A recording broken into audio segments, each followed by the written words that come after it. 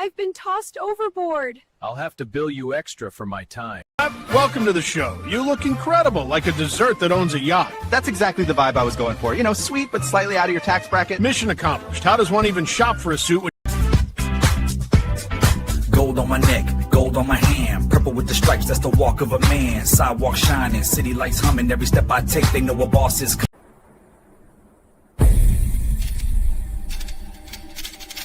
Police or zombie problems? Your tortoise won't stop breakdancing? Try blue tape. The miracle of our age. Yay! Hey, we love that umbrella guy. All right. Thank you. I'm calling from Los Angeles, and I'm having a little problem under the name ThATuMBRELLAgUy. I sent him my phone number at least 20 times in the chat and told him to call me. He ignored me. I'm a man. I filed the report. If you guys could take a look at it and give me a call back, I would love to hear what you guys can do to help us. We really need to kind of stop this guy at least until Monday. I told him to call me. I'm a man. You know what? I talk to your mayor.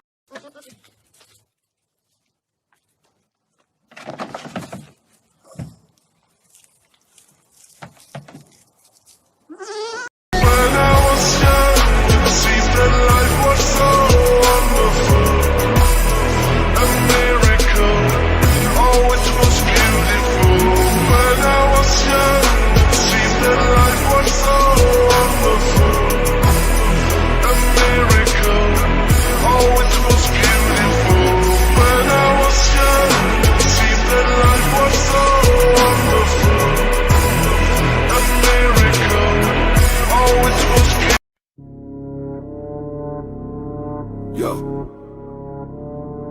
100K gone. You thought it stayed quiet, huh? 2G in the chat like. Yeah.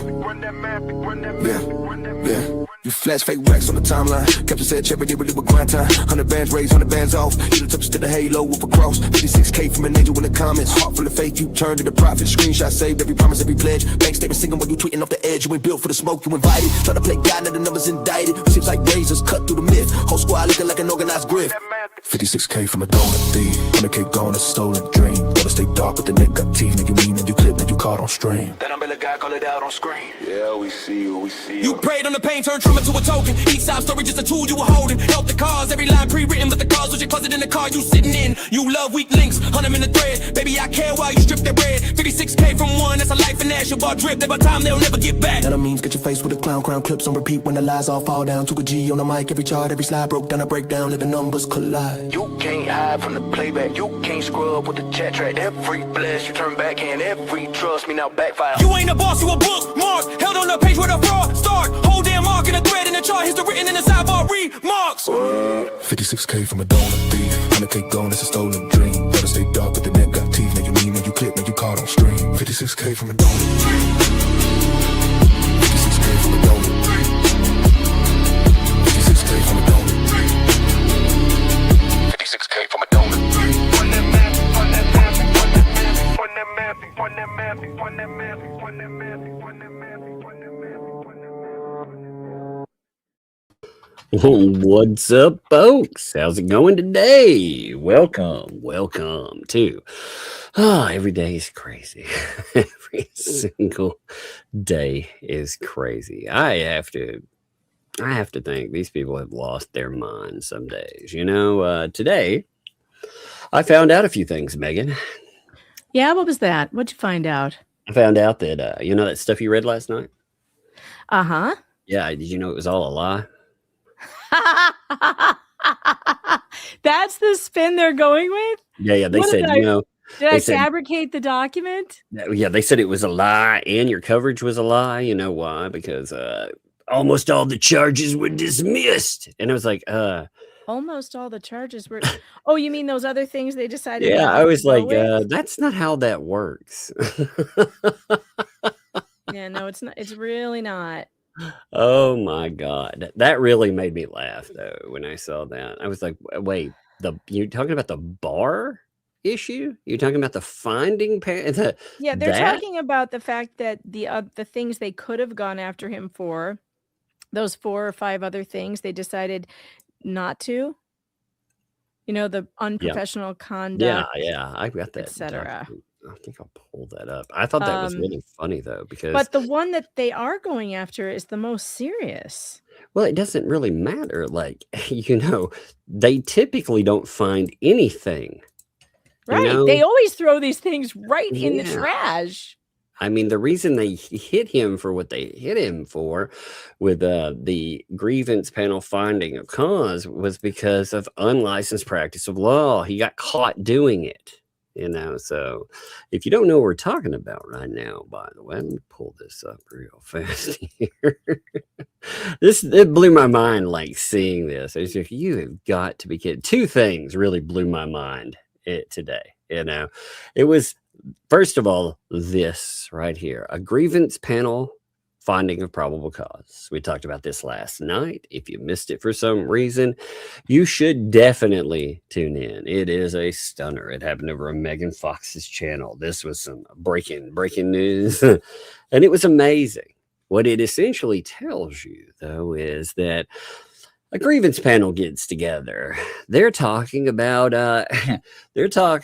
whether or not someone has violated the rules of professional conduct. A certain B to the B to the B. Now, when you, B to the B to the B. That would make a great song. Brum, brum, brum. B to the B to the B to the F. Now, what was funny is they were telling their audience that this right here is oh, look, they looked at something and they dismissed it. Now, they looked at all of these as potential issues, and they decided that one of these actually hit the unlicensed practice of law. This right here. So this isn't fake. It's very real, and it's very bad. But oh my God. And it says right there, additional rules considered by the panel were these ones, and they decided to each of those that probable cause does not exist. Yeah, that's their job. And they did that. That's that's their rules. Now, I personally would think, man, if he doesn't meet probable cause for those things, what does? Yeah, but exactly. On the other hand, you have to take into consideration, they've already dealt with him. They know how he operates. And I bet, like I said the other night, I bet it's an issue of cost. Fighting him off on all of these other charges it's just going to muck up the system. He may have ways to wiggle out of those. He can't wiggle out of 5.5 because there's already been an adverse ruling against him by a judge. Yeah, and it's funny, like his excuses. We went over, it talked about how this worked. Actually, I think it's worth just noting this stuff right here again, because it talks about, through these 2 paragraphs, it talks about what exactly happened, how the complaint worked, and what the answers were. And you tell me, like, when we look through this. So let's just read this real quick again. Okay. So the complaint involved an ongoing dispute in which the complainant, an attorney involved in litigation, is representing one of the parties in litigation, contends that the respondent, who is not licensed in jurisdiction where litigation is pending, has been involved in an unauthorized practice of law, and he's been sanctioned by the presiding judge in the case. Now, this right here tells you a lot. They don't typically get involved in anything that's been ongoing. And it notes ongoing dispute. So their perception of it, whether that case is parked or anything, doesn't matter. Ongoing. They usually stay the fuck out of it. But Bruce isn't actually part of that. He was part of that, but he's not anymore. Oh, it's amazing. The complaint contends that the active involvement of the respondent in the state of Florida case is inappropriate, as he's not licensed attorney in Florida nor has he been admitted on a pro hoc vice basis. He further alleges respondent has been unprofessional, blah, blah, blah, and he submits this action there. Okay, so we find out how that works. There's more stuff about complaint and everything else. Although I found it interesting that they were like, well, we can't find any proof that he ghost wrote or anything. It's like, well, the lady said it. He said it. But okay. All right. The respondent, here's Bruce.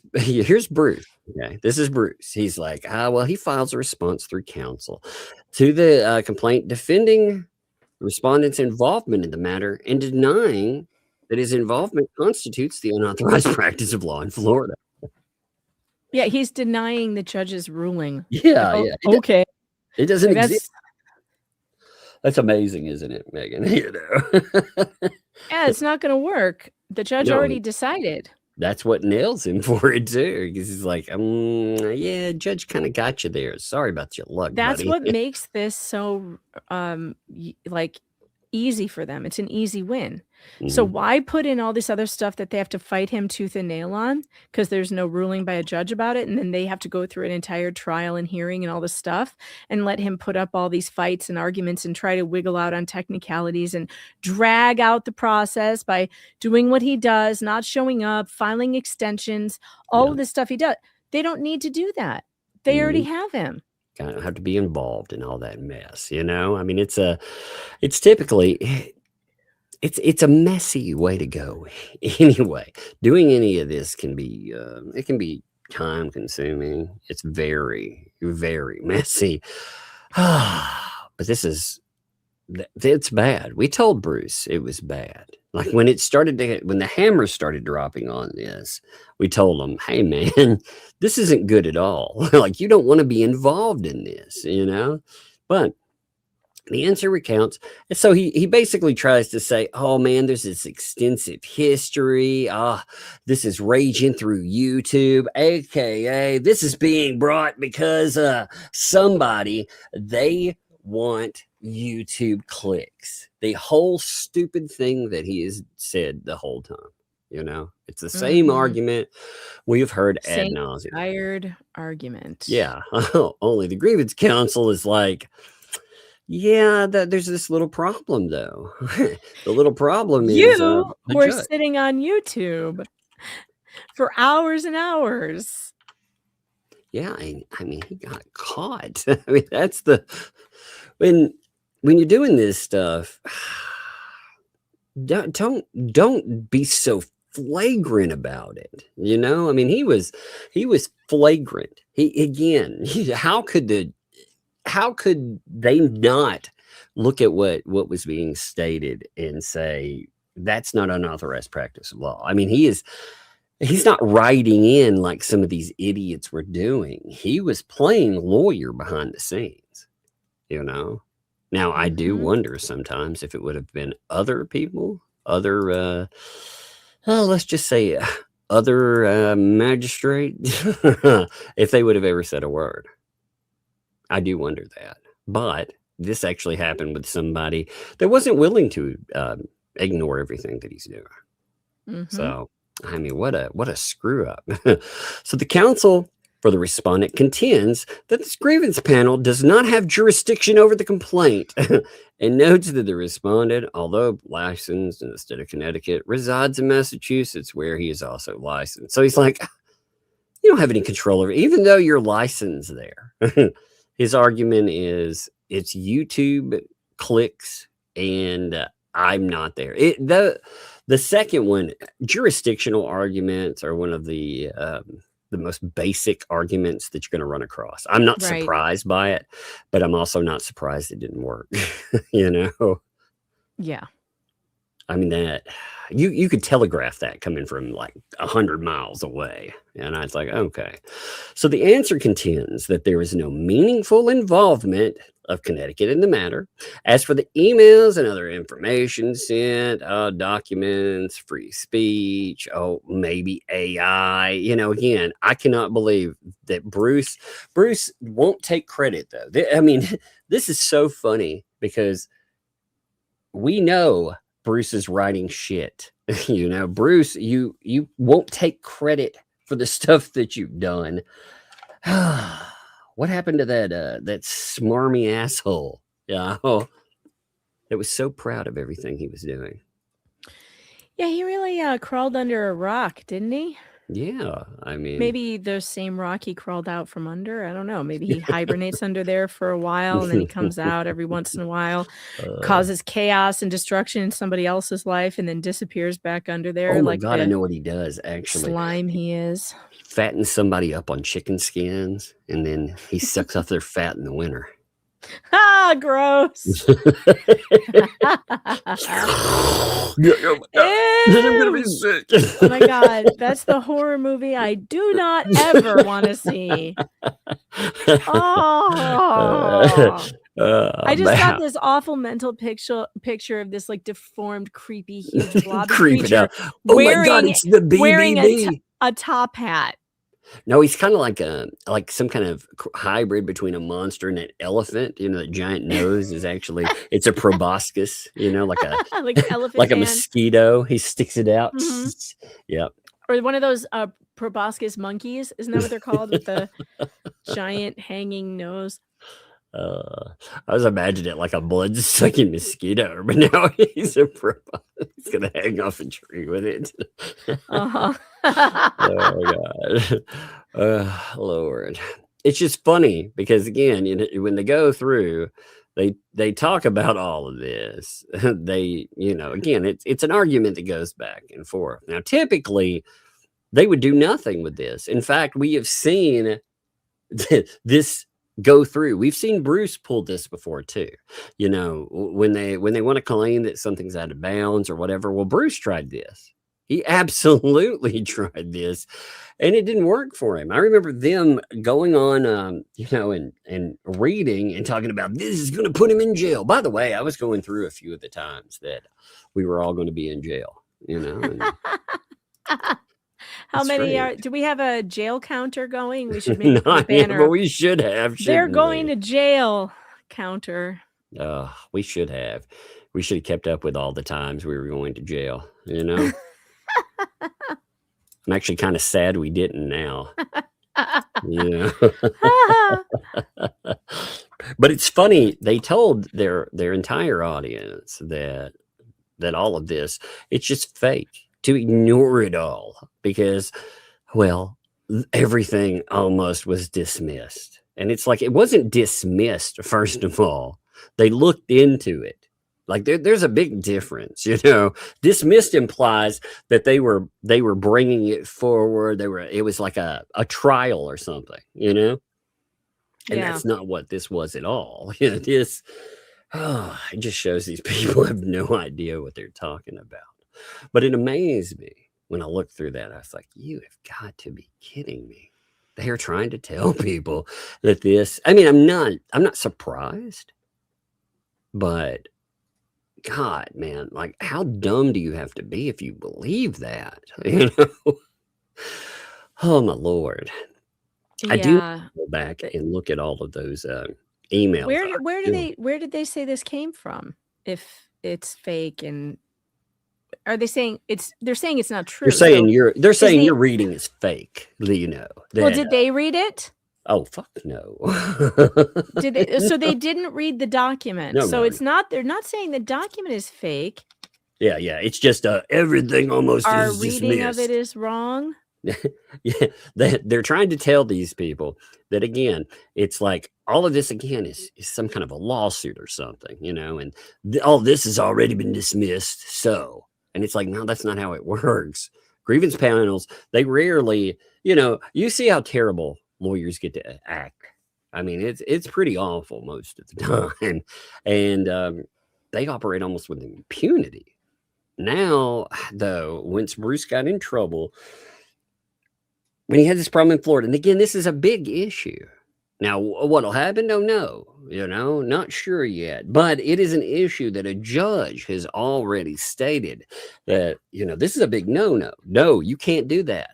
He's practicing law. And I mean, you think about what he was trying to do here too. I wonder with when they have a hearing, does the complainant, I wonder how that's going to work with the complainant. Does he get to get in there and take his shots too? Body blow, or how does that work? I don't know. I'd like to see that, He should get to. I mean, after everything that, Bruce tried to ruin his career behind the scenes. When he was through his unauthorized practice of law, he took it beyond just trying to litigate. He was trying to smear the other side. And that violates so many rules. And this guy, it's like sometimes these folks, lawyers, period, it feels like they get to operate on 9 lives anyway. Look at David Grievance, man. So many chances. All of these institutions give way too much leeway to these people. So much. David Gingras has had multiple DUIs. Multiple. Like, you would think that would send a message to the bar that, like, maybe he needs at least a suspension and ordered to therapy. They can do that. The bar can order a lawyer, if they want to keep their license, to go to, substance abuse counseling. And also urine tests. And they haven't even done that.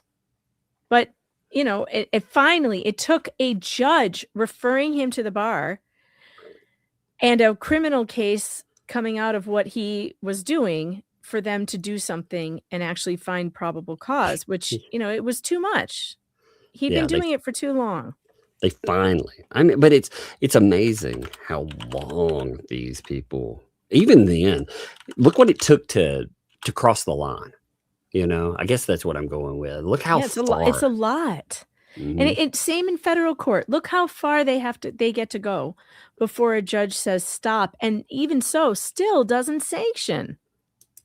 That judge should have sanctioned Paint Chips for what he did. Oh yeah.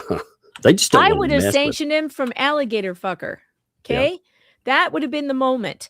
That would have been the moment that I put my judicial boot right up his ass. Although he might when he did it twice. So, he didn't do it once. He did it twice just to make, the point there. Exactly. To me, when the judge was like, don't do that again. And he was like, okay, well, I'm going to do it again. And he did. He just flagrantly did it again. And that, you look again. Yeah, you look at that. Now, granted, he's we're not talking about, we're talking an ex-lawyer here, but still, in his capacity, that judge should have done something. But they just let people continue to coast. And lawyers, I feel like they give them even more leeway. People like, Bruce has done some crazy shit, But anyway, what I heard them trying to say that somehow, though, that the reading on it, we do a complete reading. We read the entire document. And if people are too stupid to sit down to read that document while it's on the screen and to tell that this is a problem, I don't know what to tell you.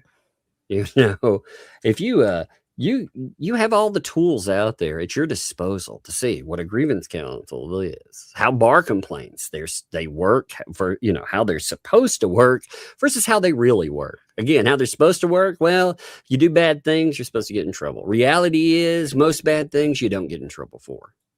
Let's just be real about it. So when you get in trouble, you've usually exhausted quite a few things. Again, you may get like in trouble, like in a court. If a court sanctions you or something, okay, that happens. But to have the bar come down on you, that's a different thing. Yep. And he's been referred to the bar of Connecticut, the bar of Massachusetts, and the Florida bar in the Supreme Court of Florida. So it's not going to go well if they really are trying to tell people that he's fine, he's going to be fine. Yeah. I don't think so. Listen, there's always a possibility that a shamrock will, just fly out of nowhere and get nipped up his nose. And he'll find a horseshoe on the way to the courthouse and somehow, he'll snake out of it. But it looks pretty solid to me. It looks pretty solid. Well, like I said, they just don't understand any of it. And they run, I mean, these people, all they do is run defense for these freaking people. At some point, you would think that would be an issue. I tell you how stupid these people are, though. So somebody in their chat the other night, this whole thing is pretty funny. I'll tell you about it in a minute, but they noted how, the neighbor thumbnails, the neighbor stalker creeping thumbnails, all that. They noted that those things had been hidden behind their little paywall again, right? And, the Fats, in their great reading of the chat, so you could read it and tell exactly what it's about. The Fats were like, "Oh, they're hiding stuff behind a paywall and trying to charge $500 too." I was like, "Wait, what?"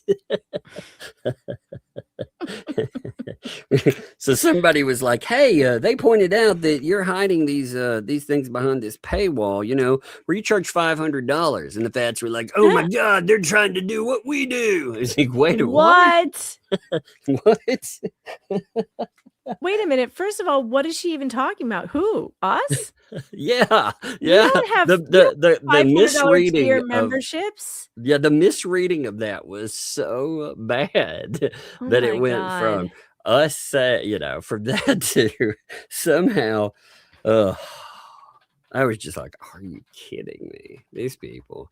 Now, what was funny though, a really good thing, was the whole neighbor mess. If you've been keeping up with the crazy for the last few weeks, one of the fun things that's been brought up is the idea that there's a neighbor. This neighbor, of course, Jeremy Hales was. He said he's going to do an interview with, right? And that seemed to really upset them in a way, but they told us, and I want to pull this up here just to make this point with this, okay? They told us that it was all a lie. Why? Because the neighbor that they've been talking smack about and calling a stalker and everything else, that neighbor they're somehow in contact with, which is a weird thing to say. You know what I mean? Yeah, especially with somebody you told everybody was a stalker. So why would you be in contact with somebody you said was stalking you?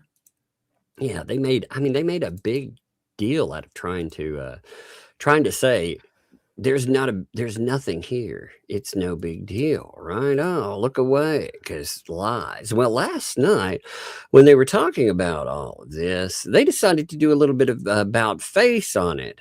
They decided to say that Jeremy Hales actually is doing an interview. In fact, there were a few sources. Let's go to iWatch so you don't have to. I think I like shouting them out anyway. That's one of the reasons I go over there. I like shouting out a few people. I like shouting out like Mark, for example, with his long threads of clips. Oh, they're beautiful. And then I like shouting out iWatch so you don't have to, because we get to see the stupid and the stupid in this. Oh my God. Now, in this, it was kind of, like I said, it's funny because they keep taking shots at this neighbor. And I think there's a few things that are actually kind of entertaining about this. But in here, they note that the flea talked about the neighbor drama brewing in neighborhood involving her felon neighbor. She heard it through the grapevine that Germ has literally paid good hard money to the felon for an interview regarding the flea. Wait.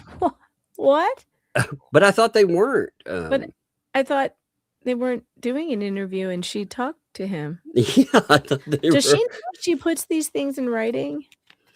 I mean, it's amazing too. Oh yeah, there's some of the grievance council stuff. I didn't even realize it came up in here too. I got to this part and I was like, oh my God, I've got to read this. But then she taunts him and questions over and over why he would be in cahoots with a woman beater, and soon claims her old drooling flea hole that he is promoting a woman beater. And I was like, wait, remember the allegations? Remember when you said you were talking to him? But remember the allegations against John Cook Mm-hmm. by the person that lives with him? So when She's John called Cook is out him. there, She's called him abusive several times. yeah. I mean, she said that he hates women, that he does awful things to women, all of these things, and She said that it, he does awful things to children. mhm, and they promote him. And they Mhm. promote it. Isn't that interesting? So I feel like this is like self call out half the time, you know? Uh-huh. But oh my God, they were having a rough go. This is funny too. They're like, oh my God, Tug, he's never been a counselor.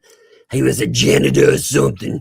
I was like, didn't you assholes like pull up a newsletter that I wrote at the place, the same place, where you have Oh to my be a God. therapist or a nurse practitioner to write them? Uh-huh. Such idiots. But no, they're, I swear to God, it's like, you have to be kidding me. Not really, though. I mean, it's funny that the few times they've ever pulled up any type of actual proof of anything, they then back off and they're like, actually, that proof is somehow a lie. And they pretend it never existed, It's like, okay, that's fine, She said every claim is dismissed except for one, ghostwriting. Yeah. No, Yeah. every claim, the claim is not ghostwriting. It is Yep. practicing law without the unlicensed Yep. practice of law, UPL. That Yep. is not, it's not just ghostwriting. Let me tell you something. I've also done a little research and found out-of-state lawyers who got in trouble in Florida for UPL for the same thing. Mhm. There are multiple cases that have done, and the Florida Supreme Court is the one that will hear these cases, and you can look them up for yourself. You should go to Google and find cases where out-of-state lawyers got held responsible for UPL in Florida, and there are many of them. It's not just the Florida Supreme Court who can hold them accountable. Florida will likely do things like enjoin them from ever practicing in Florida. But what they call reciprocal consequences is that your own bar where your license gets notified, just like in Connecticut, and you can get disbarred there.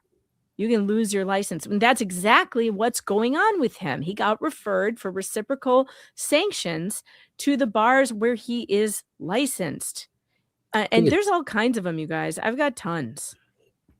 I think it's even funnier because while she's misreading all of this stuff, she actually admits that he did ghostwrite a few. Yeah, items. she does. Hey, listen to this. Here's a quick recap of one of these cases. The Florida Bar versus Neiman in 2002. The Florida Supreme Court upheld findings that Brian Neiman, who was not a licensed attorney in Florida, engaged in extensive unlicensed practice of law over several years by effectively acting as a lawyer in numerous cases, including advising clients, negotiating settlements, analyzing legal issues, drafting documents, signing pleadings, and basically behaving like lead counsel. That didn't fly, and that's a lot of the same things that he was doing. You think Stark was lead counsel on those cases? No. Stark didn't even know how many thumbnails there were. Yep.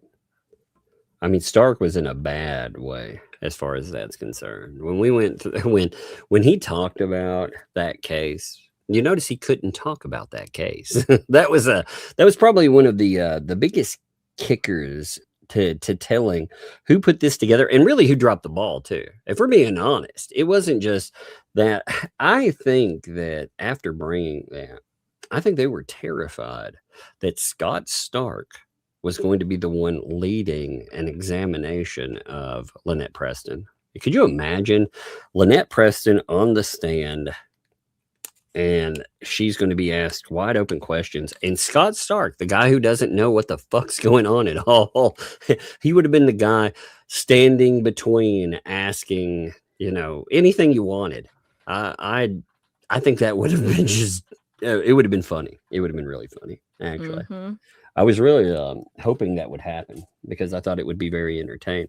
But after it didn't happen, what makes it even better is these are some of the best cases that that went for Jeremy Hales, and they are cases that Lynette Preston, through incompetent freaking well, I was going to say a lawyer, but incompetent lawyers ended up bringing.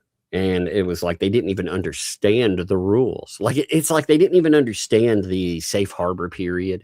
And we know they didn't. Exactly. They argued it. I've never seen anything like that, though. I've never seen lawyers that stood up and noted that they had no idea what the fuck was going on. You know?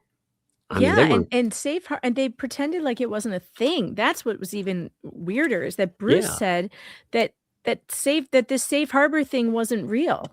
Just like they're saying that this finding of probable cause isn't real. They have no. It's like they're not tethered to reality. well, it's easy for them to lie, you know. And it's funny though. I mean, DUI guy pointed it out very well back when. And in fact, that's why we keep all these screenshots. You know, when we're talking about this stuff, that's exactly why we keep screenshots, because the screenshots, they would deny that this stuff it happened or it didn't happen if. So let's pull that up. In fact, you know, let's pull up the DUI screenshot. It's an oldie, but it is still a goodie. You know, here's where he was pointing out the idea that there was a safe harbor period, you know, 21 days. And Bruce is sitting around saying that this is a lie, that there's nothing there. And DUI guy told him before bringing this, that if you bring it, well then, you know, you need to drop it. He was telling it, you needed to drop it within that. And I love it because, probably the funniest screenshot that remains through all of those though is Bruce at that time pretending that was a conspiracy too. You know, it's just a story for PR, no sanctions, nothing. That didn't work out so well. It's a for Megan him. Fox story. Yeah. Okay. How many times that. do I have to be proven right by these people? I was just like, what? How many times? I was just like, how, you know why he pulled you in? Because you were like, you know, if this stuff goes a certain way, I'm going to go to the freaking courthouse and watch it, you know, unravel and laugh at it myself. Maybe we can even get a camera in there. And he's like, it's a fake story by Megan Fox. Oh my God. That's such a fun freaking thing. You know what else was actually fun? There's a couple of things that I would like to bring up. First of all, apparently they're bringing up Only Me again. You know, Only Me. Oh, that guy. Yeah, Such Only a Mug. troublemaker. Yeah, but so I decided, and you know, if he wants to bring it up, I would bring up the idea that here, let me show you something. I thought I'd start having a little fun. I thought, you know, that Twitter account that I have. You know, that very large Twitter account. Yes. Yeah, I thought I'd bring this up. Notice the 742 freaking likes. Notice that it's creeping on 10,000 views already. Yeah, about somebody being butthurt because of my coverage and hiring a PI. You know, so crazy. I gotta retweet that. Oh, wait until I freaking I'm going to make a short or a long form video, you know, probably 8 minutes or so. And I'm going to explain why. I'm going to even drag out ye old AI. I'm going to put a little effort into the beginning. I'm going to give it a picture of the front of the house out here. And I'm going to have it animate me walking and looking both ways and seeing a guy picking out of the bushes. And I'll be like, that's the AI, you know, or something like that, you know. I think that would be funny. And maybe I can get the PI holding a little a tweet from Only Me that says, I got this PI, you never come out of your house. You know, I think that would be funny. But yeah, I put this up in a place. You know what I'm going to put up next, Fats, by the way? I'm going to put up a side-by-side since they thought it would be fun to, you know, showcase pictures of myself, my ex, you know, and get somebody else to do that. I'm going to put side-by-side what I call digital catfishing. I'm going to put their picture on their screen and their picture in real life. And I'm going to compare the two and be like, I'm not going to give them credit for where it's from either. I'm not going to say what channel. I'm just going to be like, this is what digital catfishing looks like. Beware, you know? Oh man, digital catfishing is a real thing, folks. It is. It's a real thing. It's a very scary thing. But they're bringing him up, and I'm going to show you that in a second because I think it's kind of a wild thing. it's wild that apparently he has been, according to Robbie, he's been writing Robbie again. And they brought it up on the ThAT show, which is amazing. These people stole tens of thousands of dollars from the dude, but he's more worried, according to them, of being perceived as pro-Jeremy Hales than actually going after the people that stole his fucking money. Yeah. It amazes me, man. Huh. So in preparation for that, and like I said, lawsuits come, there's two words that you need to remember here. It's called anti-slap. You know, you want me to cover something, then you don't get to have it both ways. Nope, you do not. I hate it, you know. And I actually talked to a pretty good, now I don't know if they would be the lawyer I'd want to handle, but I talked to let's just say there were a bunch of lawyers that got together and they formulated the anti-slap rules. You know, one of these lawyers I spoke to about this stuff because I was curious, and I told him and I laid out everything there, you know, in the screenshots, and he was like, that's what anti-slap was made for, right there.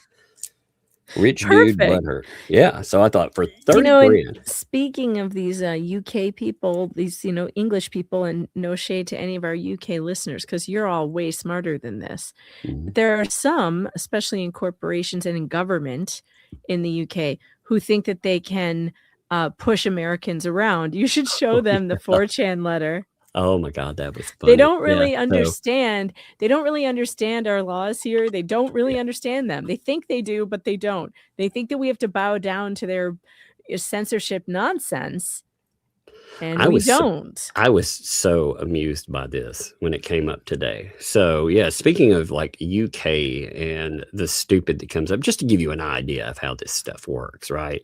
There's a site out there. Now, I'm in no way telling you to go to the site.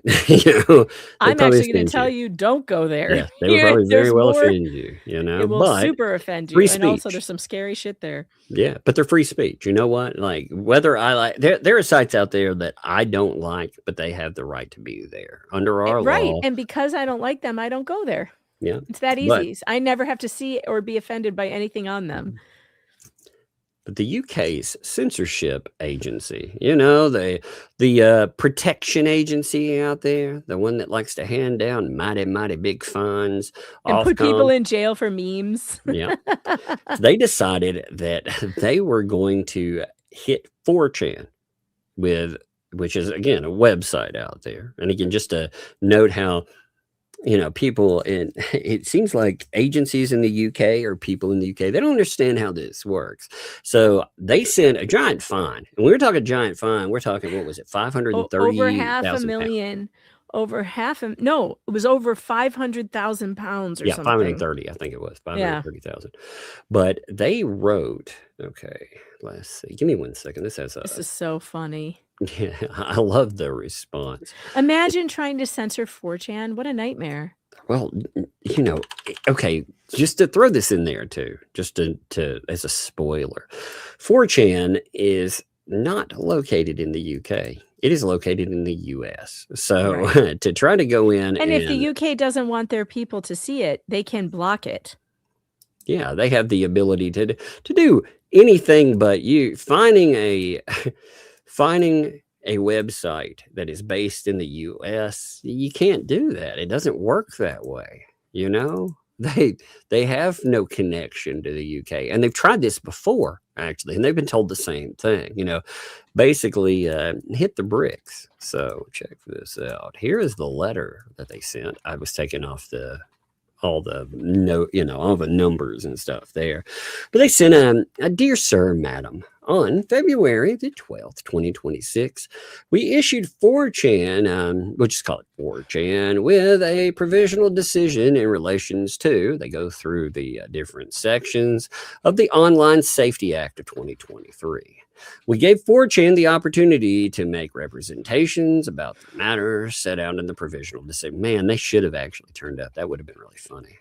If they came in and they argued it, that would have been funny. Well, no substantive representations were received from 4chan.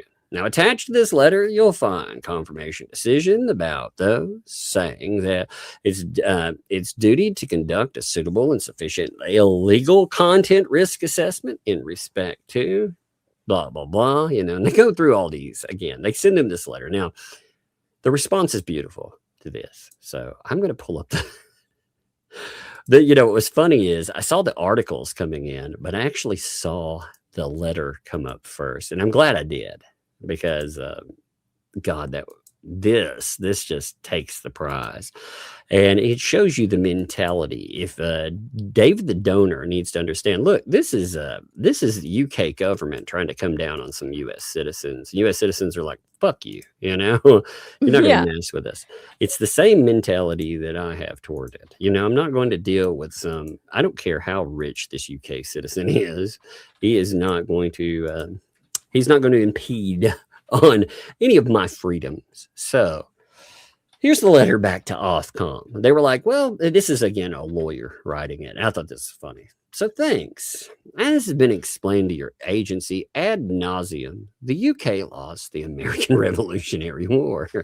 We are not in the mood to discuss the matter further, nor have we been in the mood for 250 Nor years. have we been in the mood for 250 years. Oh my God. It's like, wow. But we're talking about, we have our own rules. We saw that in Listen, a trial. 1776, man. The reason that all happened was, the reason we left in the first place was because of religious tyranny, and which is a form of censorship too. Yeah. That's why the Pilgrims made their first voyage. So, and then our entire government grew out of that fear of that tyranny by government. And so that when we see issues like censorship, I agree with you, chat. I should have said our government is scary too. I agree. Which is why we have to keep our foot on their necks, like Afroman just did. That's why with the Afroman thing, it was such a big deal. Like, that's why we've been covering it. Huge deal. We agree with you 100%. All governments are scary. Ours is just a little less scary than the UK because they are over there putting people in jail for memes. Imagine that. I mean, it's wild stuff. With this, they just told this again. This website, I've seen a few websites. There are awful places. There are some really awful places on the internet. But under the way current legislation in the U.S. is written up, they are totally illegal. And many of the things that they want to criminalize is speech. They want to call it something. They want to add something to it like hate speech. Well, who determines that? It doesn't exist, in that form. We can have speech that incites, that causes violence. We have a small category there, but this idea of speech, this nebulous idea, it's mean speech, therefore it's hate. No, not at all. So they wrote and said, I note for the record that the last time your agency sent my client a censorship fine, we responded with a hamster joke. This is the way, folks. This is the way. I like a this. Hamster joke. Now, since you have now sent my client a giant fine, a fine so large that Mr. Whiskers' enclosure is not big enough to contain it, we need to send the fine to Mr. Whiskers' giant hamster cousin, Nigel J. Whiskerford. I love that they gave it the name Nigel. It's a very British name, Nigel. I thought that when they said that. Unfortunately, Nigel is out of the country this week, touring in Japan. Here's a picture of Nigel in Tokyo, dressed up as Godzilla and holding an equally giant peanut. Isn't he the cutest? Oh, look at him. Look at him. Oh, yeah, such a cute guy. No one's ever destroyed Tokyo in such a cute manner. My client reserves all rights and waives none. Reserved rights include the right to sue you again. I like that. I like how the threat comes in. Oh, yeah, we reserve the right to sue you again. Did they sue already? Mm-hmm. Oh, I didn't know about the first lawsuit. That sounds interesting. In order to respond to future correspondence with an even larger rodent, such as Such as a marmot. Yeah. Oh, I'm gonna cry. We reserve the right to respond with an even larger rodent. Or maybe you could just stop sending American stupid letters and acknowledge the sovereignty of the United States. Now, I have to say, I do like that response from a law firm. I love it. That would be the kind of the FU in the eye of a certain overly wealthy idiot out there.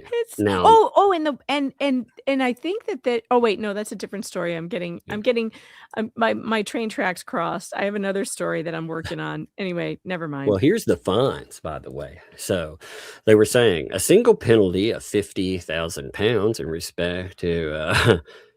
respect to the risk assessment duty, with the additional penalty of £200 per day, maximum of 60 days, starting with. So again, you can see them bilking.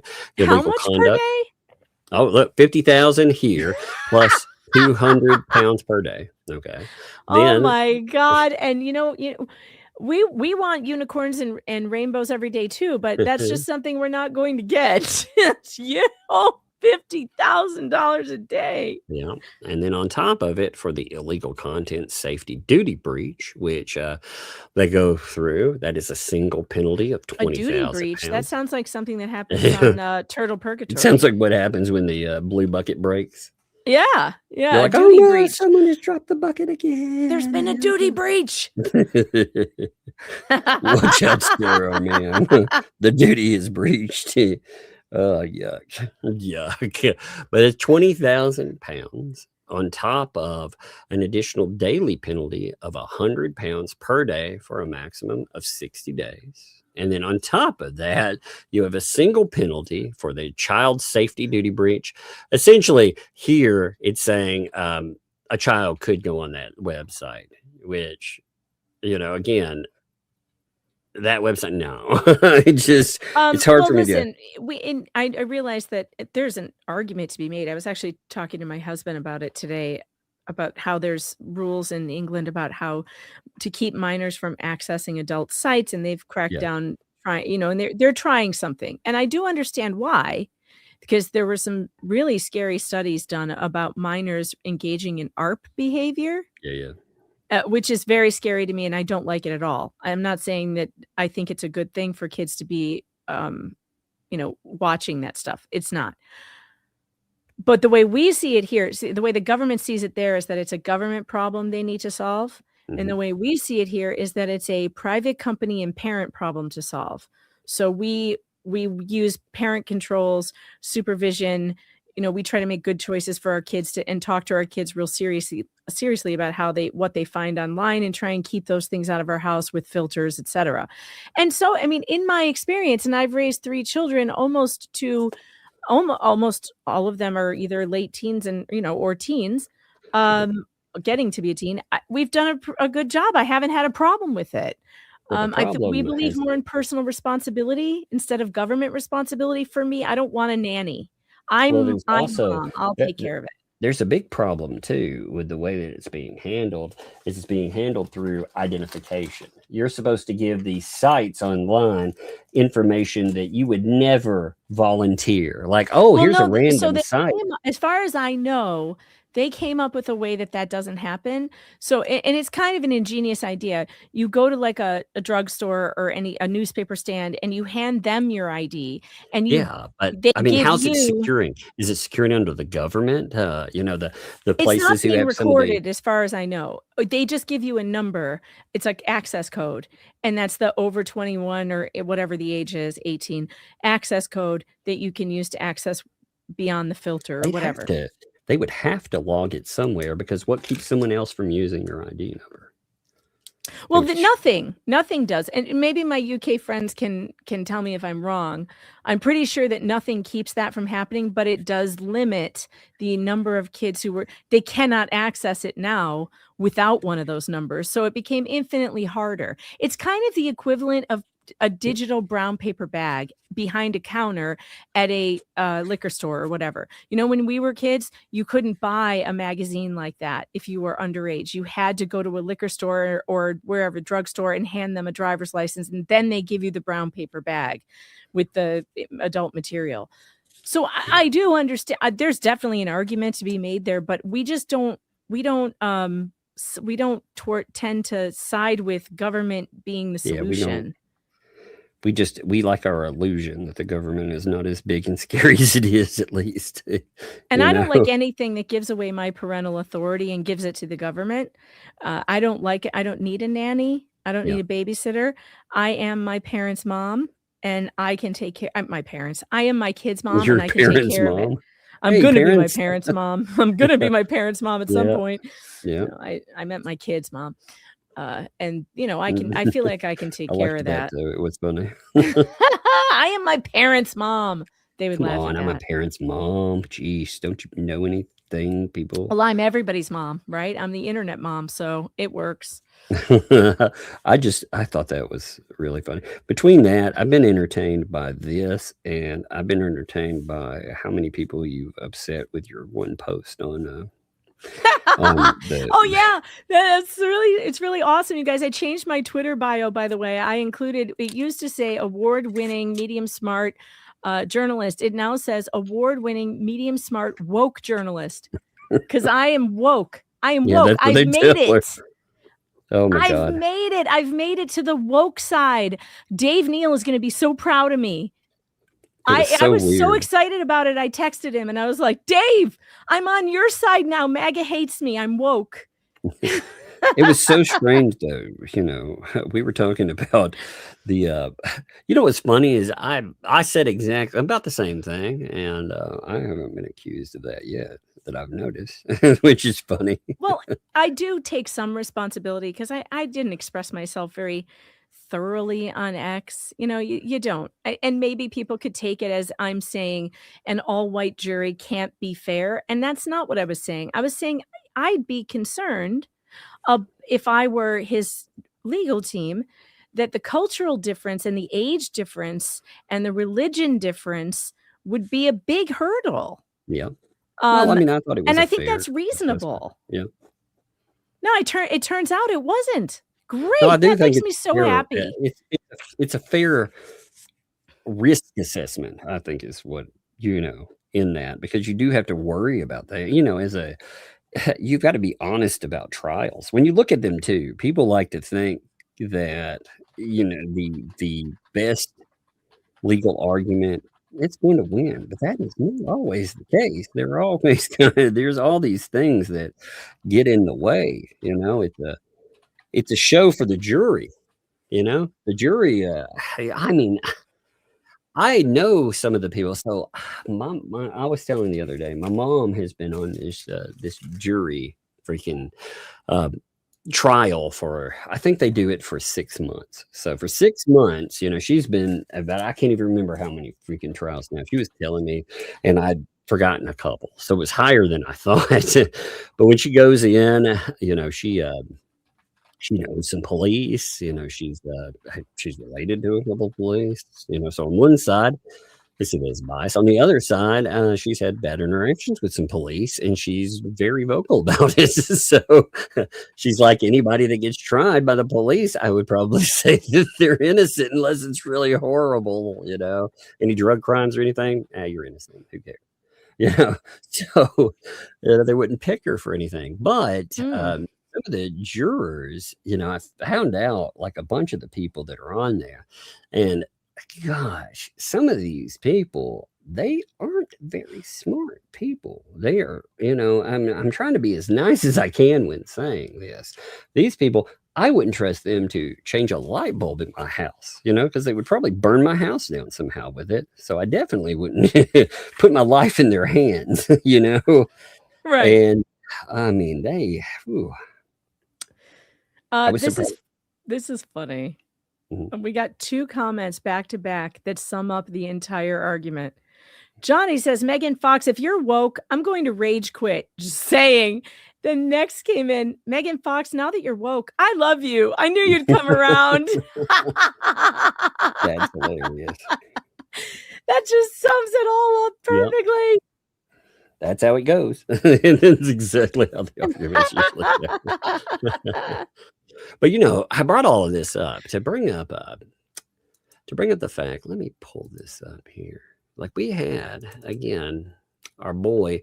I can't be associated with Jeremy Hales. We had him sounding off again, and they're bringing this dude up on here. Let me see. Bring this dude up on the ThATs channel again. The people who he himself is like, you know, they robbed me. They stole my money. So here, and again, props to Mark. He puts up quite a few clips within all of this stuff.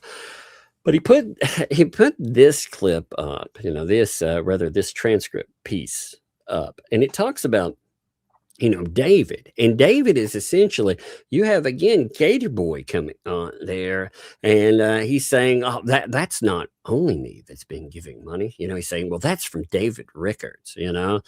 Yeah, he's saying, yeah, that's the only me, in case some of you didn't know who that was. And they have this gross stuff. If you see boobs and stuff, gross. This is their show. Yeah. You know, cool. Imagine those people talking about their boobs and other grossness. What even is this? It's a lot of gross and sexual content that you're like, I don't need that in my life. You know, the Flea show. Yeah, it's the Fats. Yeah. Ew. Yeah, I know. If you ever want to throw up in your mouth a little bit. Who are they even talking about? Stop grabbing her boobs. They're talking about, I think, the Fat talking to her hubby. Ew, no one needs to hear that. I know exactly what I'm saying. What? Why do we need to hear that? Ugh, that's what I mean, man. Like these people. Yuck. But we do in between the points that are being made. So if you were like, well, I could avoid that. Well, I mean, you see how this pops up in the middle of all of that. But yeah, they're talking to Marla and yuck. But anyway, only me is brought up. Says, you know, that's not, you know, that's not him. He can't stand Jeremy. He knows what Jeremy's done. It's nothing but evil and wrong. And I'm like, dude, you realize these people that you're fucking around with, many of them are criminals, actual criminals, but you're okay with that. You're okay. They've done evil and they've done wrong. In fact, that's what made you ask questions in the first place about these folks. When you gave, you know, you were like, what's happening with my money? I mean, I'm concerned because one of these people is a terrible human being, but they've spent, you know, for a second I got confused and I thought we were talking about the Adams County sheriffs. These people are all the same. Criminals, felony records, stealing money. I'm like, wait a minute. I'm having flashbacks from earlier today. At least you can keep up, you know, mentally with with everything that's going on, because you just have to remember one set of claims, you know. Maybe that's why they wanted to cover it. Were they going to cover it on behalf of the police? Because they seem like similar people. They love the police too, even though they've been in trouble with plenty of them. You know? Yeah. Maybe that's why they love them, because they know them so well. Perhaps. I noticed something else that I don't know. I found a little. I found it wrong. So Ray did a stream. Okay. And I'm going to show you something that was in the commentary of it, because the stream, I would even noticed it, you know, I would even looked at it because it was live after your spouse passes on, you know, okay. Talking about the challenges and all of that stuff associated, right? You would think, okay, it's going to be there. Well, then I noticed in the chat there, I noticed the fat man in there asking if he could clip this stream for an upcoming one that they're working on, and which he was given permission for. And I thought, now I have not gone through the stream yet, but I thought, what in the fuck is in a stream where you're talking about the passing of a spouse that this fat piece of shit would need to clip for obviously one of his mean Jeremy Hale's ones, you know? Like, are you kidding me? Was this a recent one? Like a Yeah, recent this is stream? brand new. It came up like No, I 3 mean, days ago. was Ray's stream new? Yeah, Or an about 3 old days one? ago. 3 days ago. Oh, and Yeah, it he was about streamed. it's again about the loss. He's still streaming about this. Yeah, I mean, you know, I could get that. I mean, that's going to be if you've been I with just somebody worry for a for long him. I time. worry for his mental health. I don't know I think if his it's mental health is in a bad when he's come up with conspiracy and all of this other insanity left to his own devices. Like if he's just sitting around by himself thinking about Just Jay and Clark Stark. Like it really is, you know, we joke about it, but at the same time, that is a bit troubling, you know, because he's decided that there's some kind of insane conspiracy going on. Yeah, that's the thing is that I just don't know. I feel like he should join a grief group, you know? Yeah. YouTube is not a grief group and it doesn't give you therapy and you shouldn't get your therapy No. from your chat. That concerns me about it. And it's not that I think he No. can't talk about it or whatever, but he can talk about whatever he wants. But I hope he's getting some actual support from Apparently there's a lot of it. So I pulled professionals. this up because I was curious about it.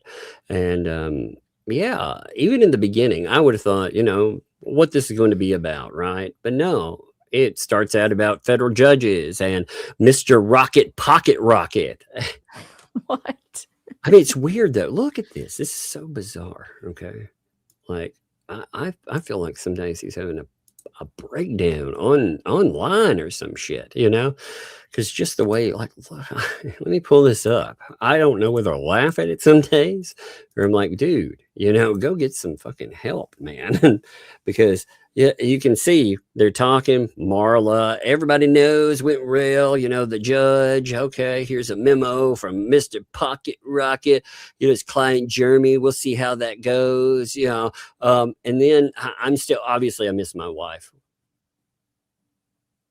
And wait, I mean, this is all blurred in as sub. It's just Yeah, one. he does this stream of consciousness thing that I mean, we laugh at because it's funny, but also there are times when I feel a twinge of fear for him. Like, Yeah. are his kids paying attention to what he's Well, saying? he's Because such a piece. I'm concerned he's gonna like get lost on the way to the grocery Actually, store. I'm afraid soon. he might get lost on the way to someone else's house and do something crazy because he's a piece of Yeah, shit. he's falling down into like this paranoia stuff, like about being followed and Clark Stark and people wanting to get into his travel Oh trailer my and God. people sitting on his lawn. None of that is true. So it's concerning for someone his age. I don't know. Like maybe I'm the only one who cares. But I Well, do his kind of. supposed friends apparently don't, because you know when you have people like Dave wanted to clip, obviously he's wanted to clip it over some of the shit that's in here about John, Michelle, or him, you know, pretending he's being stalked or crazy. Who knows? You know, it's probably another wham wham thing. You know, Yeah. It's I awful. can't believe that Burger King Whopper Boy, whatever his name is, I never can remember his name. I hope that he's not feeling emboldened by what's going on in Fed 2 and deciding to jump back in with both feet. He is. Well, that's interesting because I don't know. I wouldn't recommend it. And I feel like I've given a lot of good advice to these people. Advice that has turned out over time to have been really good advice. And I would advise him not to do this, to move on with your He life, wants go to. do something else, because the more you dive into this and you double down, it's just going to cause more problems for him. And he doesn't want that smoke. He says he doesn't want it.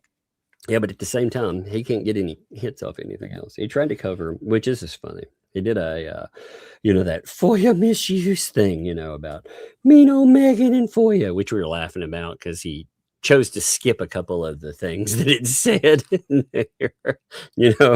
He had a couple of clips. They've been trying to go on about how mean old Megan, she went through some documentation and showcase some FOIA.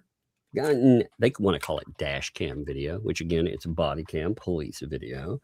But he asked AI about this, and AI AI told him some things he didn't like. So when he was going through, he just skipped over those inconvenient parts, but some of them even end up on the screen, which is really funny. Now, what really amused me with this is he tried to cover Afro Man, and he got about 180 clicks on it, but Dave did? Dave? Yeah. Yeah, he put a video out too, so he got 180 clicks on the video. How many clicks does he normally get on his videos? Well, the FOIA one, he got about 700. So FOIA did better than Afro Man? Oh yeah. Well, it's because that's surprising. Afro Man should be doing much better. It's much. It's a trending topic.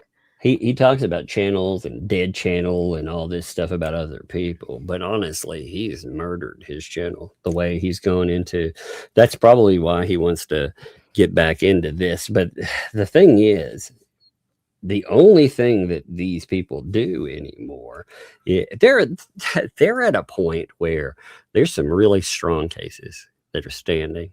They feel like, though, they're off the hook, therefore they can do whatever. And yeah, they can do whatever. But what the courts have said is that Hales can do whatever too. So yep, pretty much. They said you could do all these things that these people are doing to him, and nothing can happen to you. Yep. So,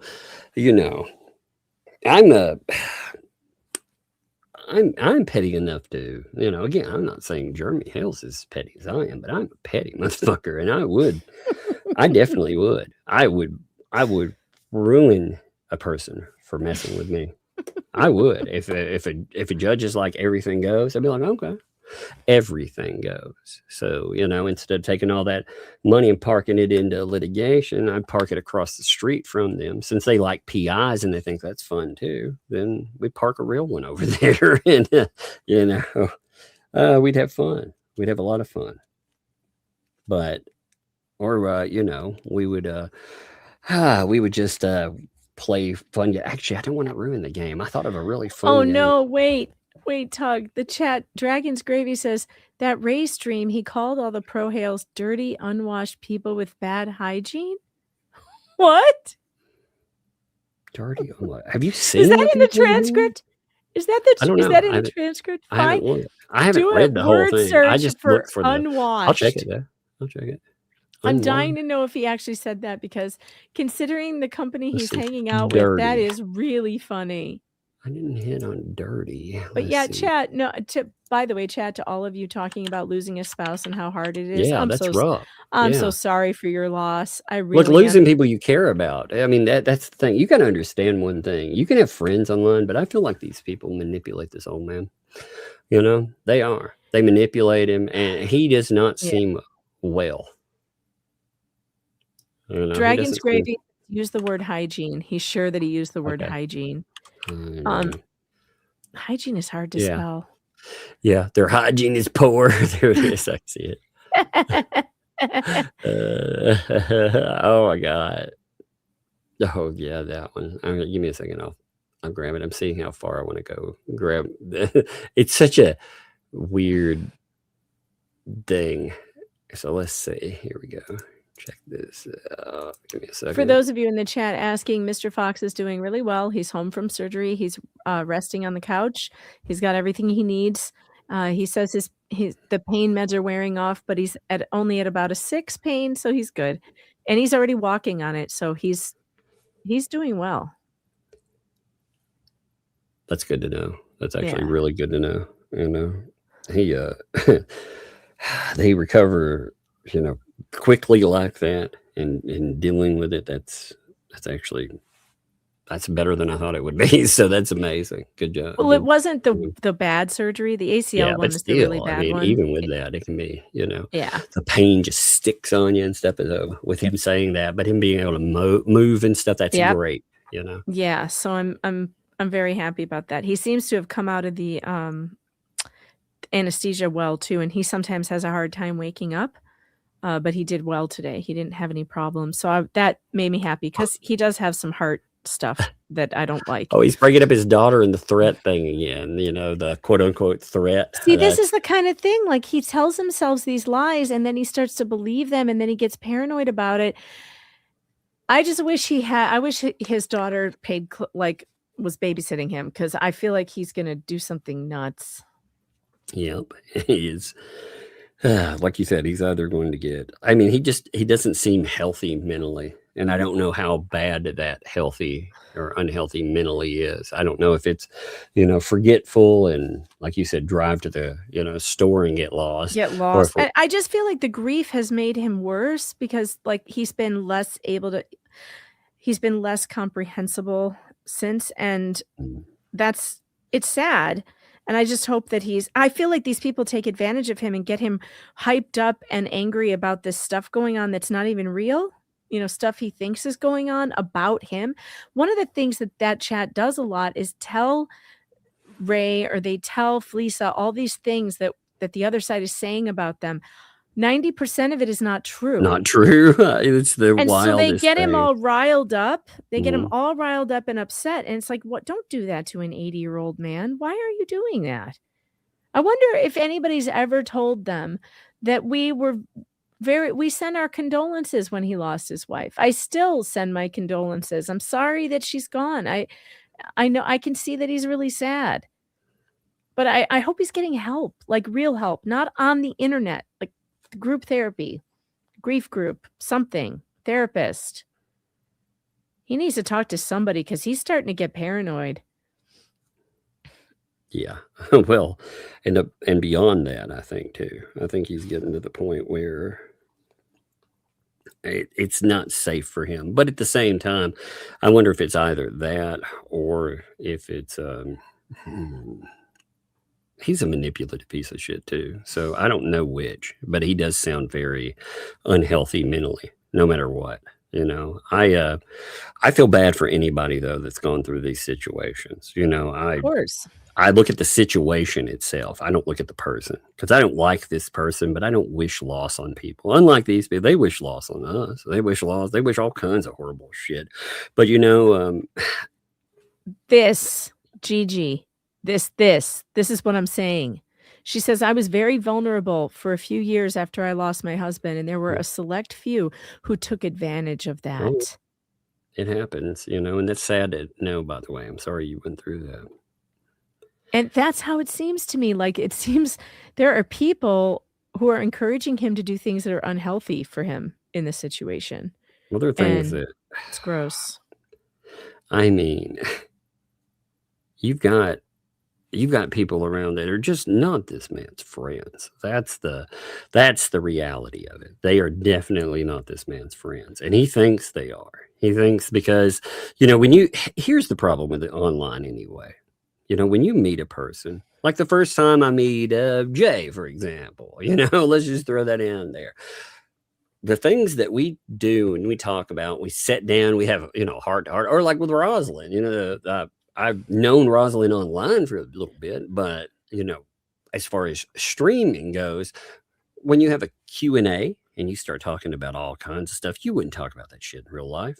It breaks down these walls, and people who are not accustomed to it, especially, they think that means something. And I've been there too. I thought you think people, like if you're talking about something, they believe the same thing you believe, they're looking for this righteous cause or whatever, they think like you think. And that is not true most of the time, just to be honest. Mm-hmm. And here, see him talking about,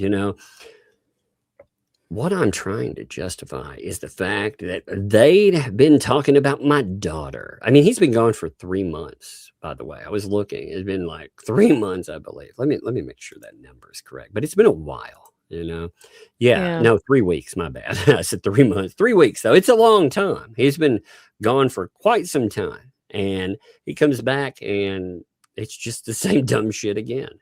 While talking about, again, if he's talking about loss and people are there to help or comfort, I mean, sometimes somebody needs to vent, that's okay, but they're not professional help. Right. But I think that relying on on the internet, on internet friends for therapy, is somewhat like relying on AI. You know, it's not really your friend. Some people might be. You might make a friend online and then you actually move it into real life, talking on the phone, etc. And that's different. But like as much as we love you, chat, like I'm not going to use my channel to be like, hey, I have this problem and I don't know what to do about it. And what I just feel like it could go down a road that's not the healthiest. People need face-to-face contact with other people, and they need real connection. And especially in those situations where you are vulnerable. You don't know who anybody really is online. I've had some instances, some experiences with people I thought I knew online through getting to know them online, and it turned out that they were somebody completely different, that it was all lies. Some people are really good at that. So like trusting people when you're in that vulnerable spot, just people online, is dangerous. Well, none of these people are qualified. You see how they act, how they think. They think, okay, take the Fats, for example. You have people that talk about law. I'm sure that this guy right here has talked to these people. They have no fucking clue what they're talking about. You know, they have no clue how to actually deal with law, because everyone, we have shared issues when we experience loss or whatever, but we also have individual that's why therapy is supposed to be individualized. You find an approach that works for each person. You know, you plan, you meet a person where they are, and you try to, you know, grief is okay too. Grief, I mean, grief, it lasts, you know, but this guy, I mean, he's sitting around, he's alone. Again, he's gotten these ideas in his head, and you can tell just by his stream of consciousness, this is all he thinks about, you know? And it's not like he's going out making money or anything else. He's just sitting around blathering about it. And all these same people always come to his door hoping that, you know, they can get him, they get him in trouble again. I mean, he said some pretty. So here's something else concerning. One of the so Dragon's Gravy also said, and I heard it from a second source too. I just got a text about it, that in the same video, he talks about stalking one of his neighbors and taking pictures of his neighbor's house and having the cops called on him. I saw the 911 thing. Let me. Yeah, look that up, because if see if you can find that, because I want to come back to this. And then, okay. Yeah, and let's see. I'm going to look up 911. I know I saw he called 911.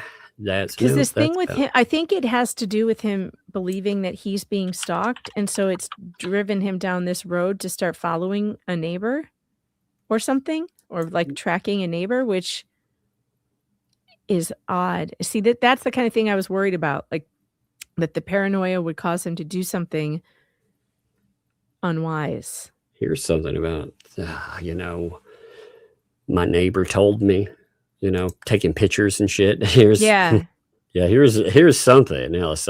We can look and see what it is. I think I may have to change the topic, because you know what? I was going to go over one thing I have not looked at through the protective order stuff was it's the only thing I haven't looked at. John Cook, you know, all the stuff that went on with him. And I was going to go over tonight, but then all these subjects went on much longer than, you know what I mean? I didn't realize that. Sorry, I derailed you. No, it was the Bruce thing that really, it took up almost an hour of the show, you know, because it's a legit conversation. I mean, these people are telling folks that this stuff isn't real. It's not, he hasn't done anything wrong, and they're lying, you know, they're absolutely lying about it. So I think that's something that, you know, again, they can make up their own mind and listen to whatever, but I mean, my God, we're showing you the actual document there. Yeah. You know, that's nuts. It looks like this starts at 58, this paragraph above where the highlighting is. Mm-hmm. This is great. Yeah, this you is want to read? Unbelievable. Yeah, but let me tell you something. Around here, it's starting to get that way where I live, mainly because of this yo-yo decided to stock my property. Stock it with what? Fish? Stock my property, yeah. To stock my property. I wish somebody would stock my property with fish or something. Yeah, right?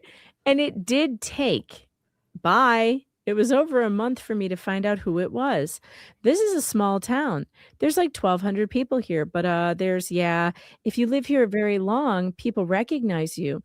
And when you do something stupid, the point, a block from my house up here at the old Casey store and walk down the sidewalk past. I mean, all kinds of people around here that know me, right? And a few years back, I planted some pine trees back here. They're the kind that get up to about 20 feet. They make a nice hedge, is what they do. And we bought it to stop some of the signs. Signs? Stop some of the signs. Okay, whatever. So about the third one, this guy stops and starts taking pictures. He was taking pictures towards my camper, and my neighbors told me who it was. And I said, okay. So I jumped in my truck, went over to where the guy lives, and took pictures of his property. It doesn't smell bad. What? What? So he decided a neighbor was taking pictures, and no, the neighbor told him that they knew who it was, and then he drove to that person's house. That's crazy, man. And then he says, "Can you come to the chief, please?" I don't know what that means. I had proper pictures out there. Yeah, he said, "Well, what are you doing?" I said, "I'm taking pictures." And he said, "So I was down here taking pictures, my property down here." They said, "I want to see what kind of vehicles this guy has." He said, "Well, I'm not going to give you the whole conversation." What? This doesn't even make sense.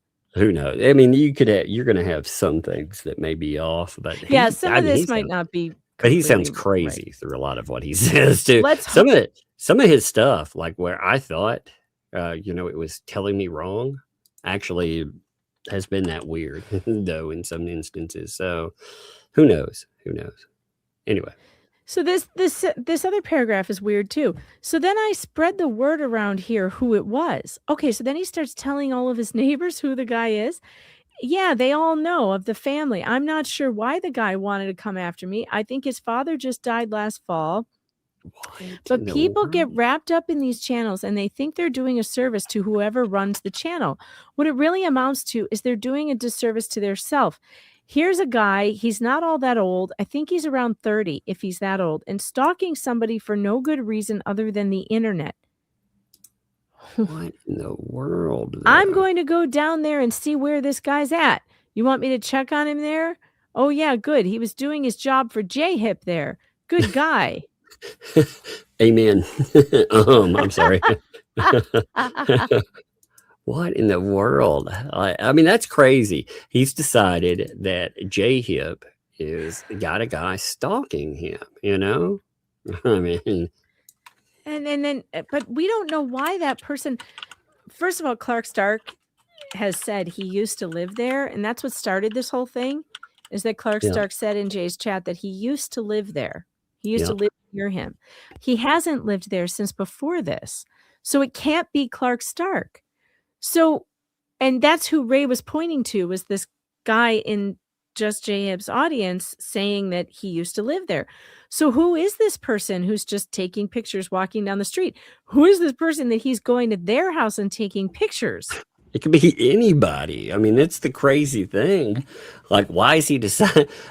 What's in his head though? When he's saying this stuff too, you have to wonder. With grief and everything else, what's in this dude's head?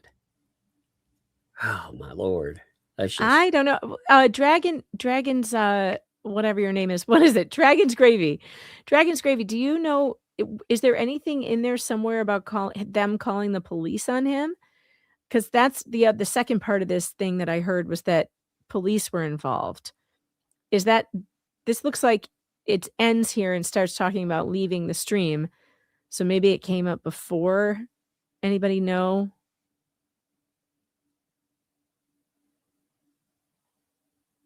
Just Jay's in the chat. He says, if anyone knew the Clark backstory, they would be laughing so hard. Jay, would you please call me later and tell me about it? I really want to know. Yeah, it would actually be something to, if it's something that's discussable, that would be funny.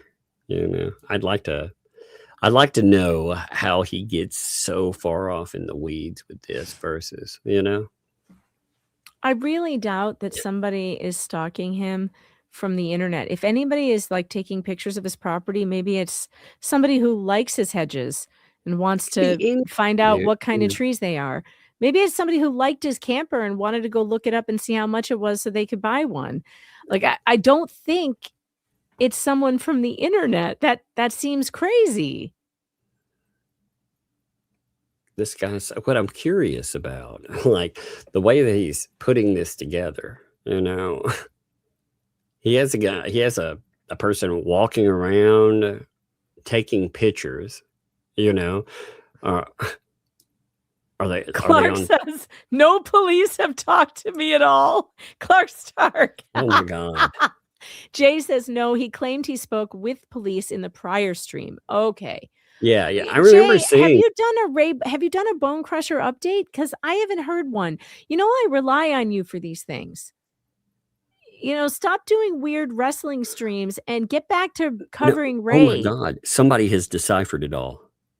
Who? Brian has deciphered it all. So check this out. He figured it out. Okay. I need you to brace yourself because this will blow your mind. Okay. Okay. David the donor sent the PI to the wrong address at Ray's house. That's why I can't find him, because he's taking pictures of his tree. Ray. He's taking pictures of Ray. Oh my God, that makes complete sense. It does, doesn't it? David the donor sent the PI to Ray's house. I mean, I'm just trying to. I can't find the one here, so maybe that's what happened. Oh my God. Yeah, it's like a weird game of internet Clue. You know, you have idiots with too much money. You know, idiot that's just an idiot. Weird game of Clue.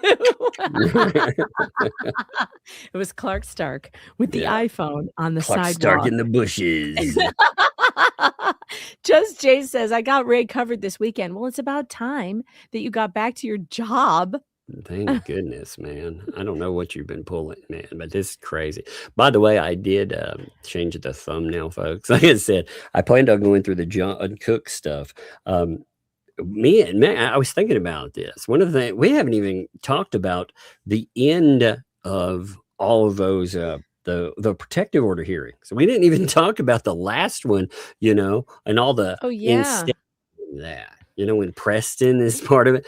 I think did we not go over that? No, I went over it on the weekend and everything's just gone nuts. You know? Yeah, that always happens. We got a little bit of the John Cook one for you and I skipped it. I said I would come back because I wanted to see the Preston one. So I ended up skipping that one and going to the Preston one, which is quite a long video, but a very good one, by the way, if people haven't checked it out. And I was, like I said, I was going to go over that because it is so nuts. And John Cook has been doing some weird shit too. Often he is for sure. Like Lynette is around. Yes. Yeah. But she's always like, my child, you know me, I'm a victim. And Jeremy Hale's a monster bully who wants to steal my babies. You know, that kind of stuff. John Cook is always talking about poo-poo pee-pees, Jeremy Hale's. It's really weird. It's gross stuff. Gross. And you know, he's out there talking to, oh yeah, we need to go back to hygiene, you know. Oh yeah, we didn't search that. This is such a bizarre thing. I mean, really, he's like, there's a guy out here, he's stalking me, and I saw what's bad is he's like, my neighbors told me about this stuff, so I jump in my truck, I go after him, I'm gonna set him right. Oh my God. Yeah, that doesn't seem like the safest thing. I wouldn't want my dad doing that, you know? See, if my dad was having some imaginary no. I mean, but they have no idea. If my dad thought people were after him from the internet, I would be like, Dad, I just wonder. That's not true. The daughter keeps bringing up and stuff. I'm wondering, does she know like the kind of people, like one of these people that he associates with took advantage of elderly people and got in fucking trouble for it. I don't think she could possibly know. I don't think that they know. You know, people are busy with their own lives and stuff. And is it are they? You think that his kids are watching his YouTube I mean, how much channel? money has he Probably potentially not. given these people? You know, that's another question. Like, he's gotten so associated with them when he talks about like helping John and Michelle and doing this or doing that. Does that mean financially? And I mean, he's all by Yeah. himself now. So he has no other person to Yeah, say, he "Yep." doesn't have a second set of eyes to be like, what are you spending that money? Where'd that money go? Yeah. And I know a couple of people that would certainly want to live the high life on this guy.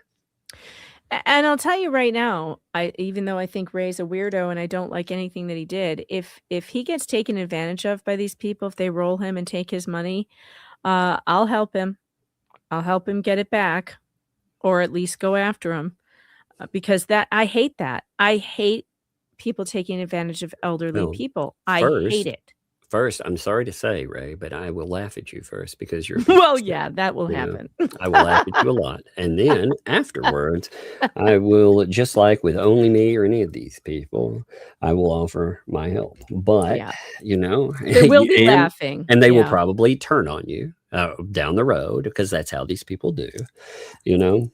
But I can't in good conscience let these people roll this old man, you know. I mean, that could be, I don't want to take away any blame from Ray, because Ray is he's an adult.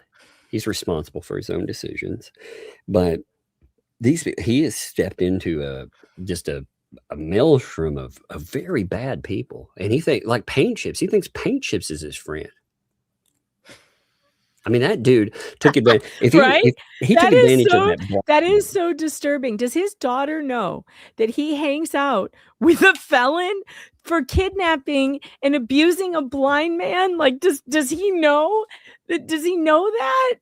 Rosalind is broken, by the way. I think we broke her. She can't stop laughing. Rosalind, just make sure to take deep breaths. Try anyway, and make sure the Duke is within, shouting distance in case you choke or something. I just think, Brian, you really won the internet tonight because you figured out the whole thing. It was the PO. I know, it's really possible, though. It is. Really could be true. This is actually a possibility. That's what I thought when I saw it. Oh my God. You figured it out, sir. You actually have the answers. It just amazed me when I was like, wait, what? Oh my God, it's right. Oh Lord. But yeah, here's the hygiene thing. It starts out with him talking about his Do you want to put it on the screen, or are you going to keep it off? Yeah, let me put it back on the screen. I wasn't thinking. Let me give me a minute. You're right. You should mention that. My mind. I think Ray broke me a little. I think the whole only me PI thing broke me. That really was that's a good one. It was right there. Again, you must be one hell of a master at Clue, buddy. You know. I mean, seriously. Hey, can you hold this for 1 minute? I'll be sure. Right back. I hear something. All right. The chat is saying, don't forget, Jeremy has said that there's a PI watching all the haters, including Ray. All right. But let's think about this, Max. If Jeremy Hales hired a PI to watch Ray, do you really think he would hire a neighbor who lives down the street from him that people would recognize? Do you really think he would hire someone who was so unprofessional that he got caught immediately? I don't think so. If you hire a PI, you actually pay someone to do this work, they stay out of sight. They know how to do that. So I've hired PIs before. I've worked with PIs. The whole point is to not be seen. So to me, this sounds like a completely different situation. Like some poor guy who's just like taking pictures of styles of houses that he likes or something. And then next thing you know, he's got this raging, angry old man shouting at the clouds on his lawn. So I don't know. Yeah, maybe Ray was peeing off the front porch and someone snapped a picture, because that's weird. Man, I don't know what I think about the whole Ray. Is he imagining somebody like pulling up? Does he even have neighbors? I don't know. I mean, I he think could be he talking about has anything. neighbors. I think he lives in a neighborhood. I think he has neighbors, but Is he? I mean, are they really talking to him? Is he just imagining this whole God, thing? I hope so. I hope he has good neighbors who are keeping an eye on him. Maybe they can Ugh. help keep him from being sucked into a hole of paranoia. The problem is that, we talk about protecting people from scams like Bitcoin scams and this and that, but this would be a whole lot more insidious. Like he's roll up. We already know that there's a dude out there that talked about how he had $56,000 bilked out of him. Not to mention he talked about all these other people and how much money he's given them, which I think honestly he's been taken advantage of too. But with all of that, I think all of those pieces of shit, if they saw a meal and they chewed and they chewed and they chewed, Oh no, this is terrible, Gwen. An artist I used to work for, after her husband died, eventually she started hallucinating that there were thugs and ruffians outside her home making noise all night. Yeah, I've worked, in mental health. We would take care of severely mentally ill people. And we would there was a lady, I liked her. She was really nice, but she was a functional NP, going through life. And then she lost her mother. And when she lost her mother, that was her whole world. And she just snapped, and she started just imagining this entire, like, just paranoid world, in which everything could potentially kill her. And where people were out to kill her, and she would. It was really sad. It was very sad to see. But I mean, she was just functional one day, and then just everything fell apart. And you could see that with loss. If somebody doesn't have something to anchor them, people get busy in their own lives too. And again, you look at the type of people that are influences in these people's lives here. That's what's so concerning about this ecosystem period. You're not talking about people that they're talking about. They like, for the donor thing, for example, they're individually contacting donors. Shit, who knows what the fuck's going on with that? They ran an improper scheme or schemes where there was nothing that told you what was going on. They had no cost associated. They still haven't delivered on anything like the barn dough. But through that, the way that they did it, instead of being above board with everyone, they did individual contacts, things done in the dark. Now, these are people that have already, we have one of them for sure that has done some pretty awful stuff about manipulation. There are other people that are associated with that group too that may or may not have been paid by those people. And so you never really know what happened there. But it makes me wonder how bad that taking advantage was. We're not talking about, again, enjoying something. So you support it, you come in, you make friends, like with chats and stuff. It can be healthy. It can be a pastime. You can get over things because you're looking at something. Like, I like to laugh at stupid. It makes me feel better, period. And hanging out with people I like whether chat, Megan, whatever. Yeah, that helps. But I'm not saying I need $100,000 fucking dollars to build a barn dough that never moved, So I mean, that's where it is. And you have, again, this guy, as much as I dislike him, I think he is such a piece of shit. But even then, so he says, what I'm trying to justify, by the way, I'm trying to justify, that didn't make sense, is the fact that they've been talking about my daughter. How would I feel about my daughter if they were put in a situation like this particular person who owns a channel, and then tried to justify? Okay, so he even says, so he understands what we said. He understands the whole. He understands that it wasn't a threat, that no one but said then they were going to do that. But it is a threat, because he either is a lying piece of garbage or he's paranoid to the point he believes this. Either way, that's not good. He said they added about 3 more words to it and it turned into a threat. Can you tell us what those 3 words are? What are those 3 please? words, by the way? I'm curious what those 3 words, Because I would never make any kind of video like those idiots made of me and Jeremy. That is not something I would ever do. So me hypothetically asking, how would you feel if that were done to your daughter? I mean, by paint chips, not by someone like me, because I would never do that. Because I think it's wrong and it's illegal. So I don't do illegal things. And there's no way that we threatened him with that. No way. Tug would never do that either. Tug doesn't break the law. I do not.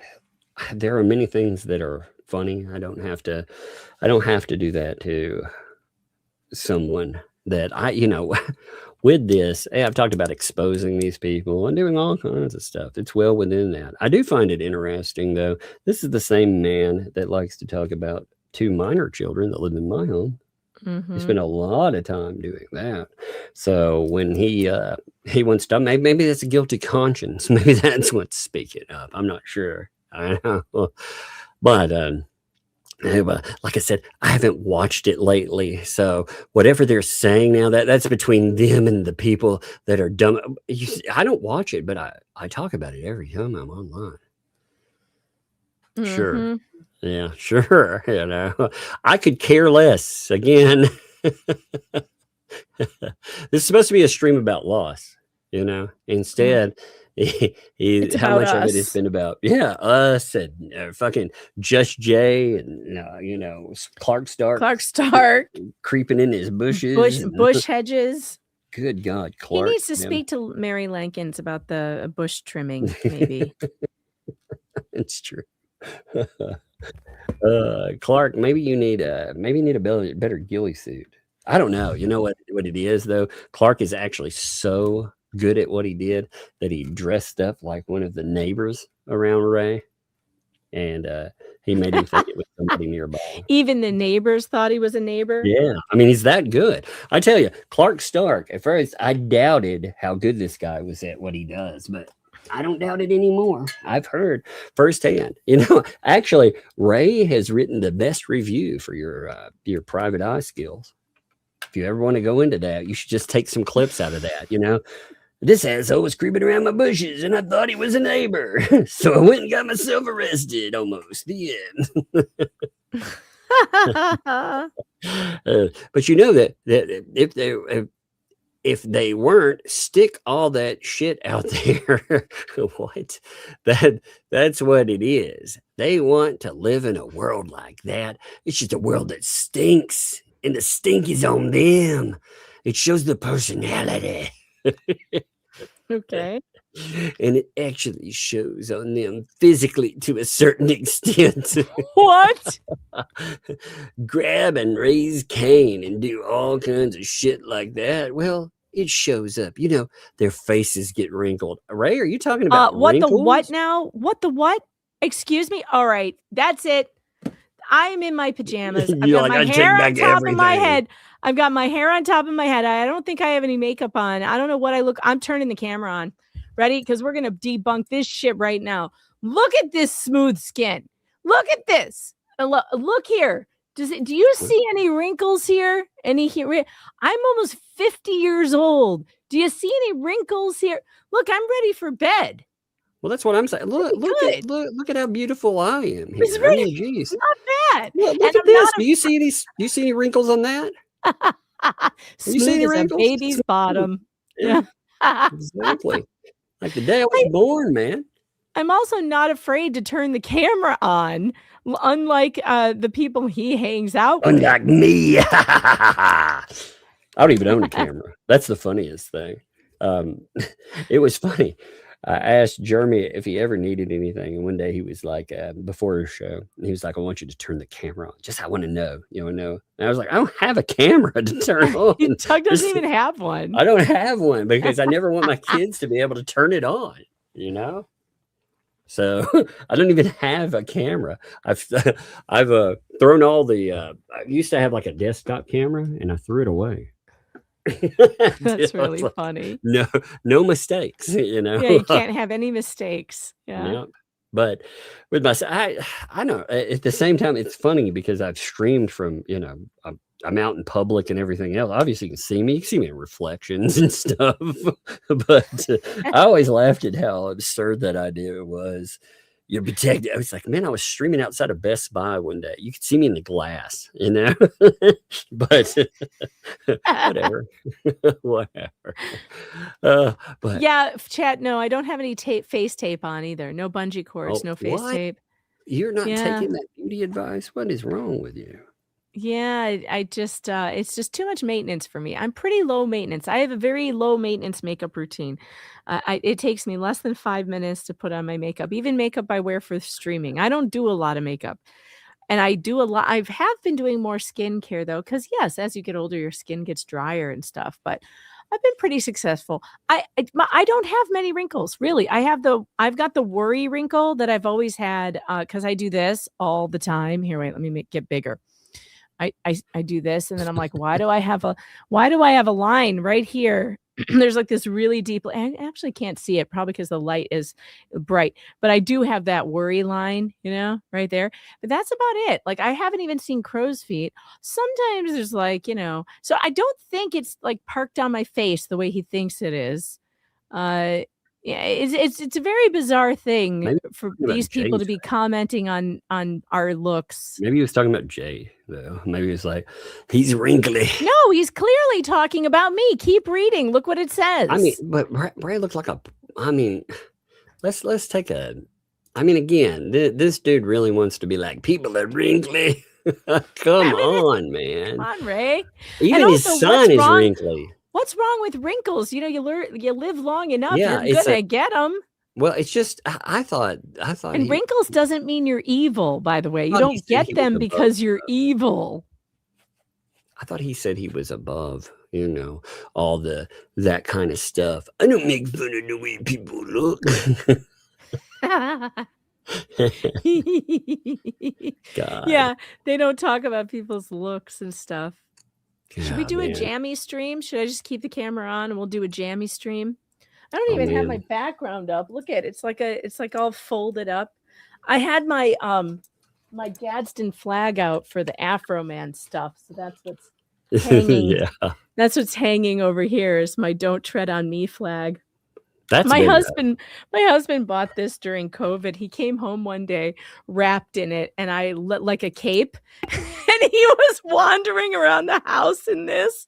I was like, "This is why I married you. You're hilarious." But when they were trying to keep kids off of playgrounds and stuff.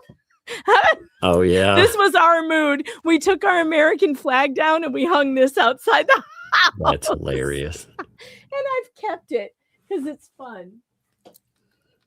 Actually, that's been a great reminder of things. It's funny how so the Fats, in addition, they were of course saying everybody stole I guess the whole internet stole their idea to cover Afro Man. Nobody else had that idea. But they didn't cover it. Yeah, that's the amazing stuff. I never listened to their show. I didn't know they were talking about it. The whole world was talking about it. They're talking about it in the UK, for crying out loud. Yeah, well, it's big enough now. Like everybody has been talking about it. But it's such a crazy case. Here, there we go. You said we're having a pajama stream here. Let me get my pajamas on. Okay. Yeah, you got to put your jammies on. Oh, there we go. Yeah, there we go. Awesome. Yeah. Guys, it's a jammy stream. We're having a jammy stream. You haven't seen my amazing pajama pants yet. Oh, man. Jammies on. Yeah, they have little Santas and little pew-pews on them, too. Yeah. Yeah. Oh, you're such a suck-up, Jay. Oh, he is. Look at this. I have umbrella jammies. Yeah, of course. I mean, that's understandable. I don't believe that for a second. No, I believe it 100%. I may have sent them to him, when I sent him those leg warmers. Oh, wait, what? You sent, oh my God, you can send him pajamas, but you can't send me my leg warmers. Thanks to you, I'm barely surviving second winter here. I have to break up scrap wood to burn to keep the house warm. And you've got my leg warmers. Well, I mean, I've got to survive. I've got children, I've got to make them survive it. How would they get through without all those extra leg warmers? Lord. I'm actually okay with the children having the leg warmers. I But if know. you Again, sent they, that no talent clown over there at the Clown Loser show my leg warmers, there's gonna be war. War. well, about that. Hey, folks, yeah, if you would like to back sending leg warmers to Jay, Look at this. breadsticks. Their faces get wrinkled. Their hygiene is poor. Sir, how do you know about I just washed my hair. I just washed it.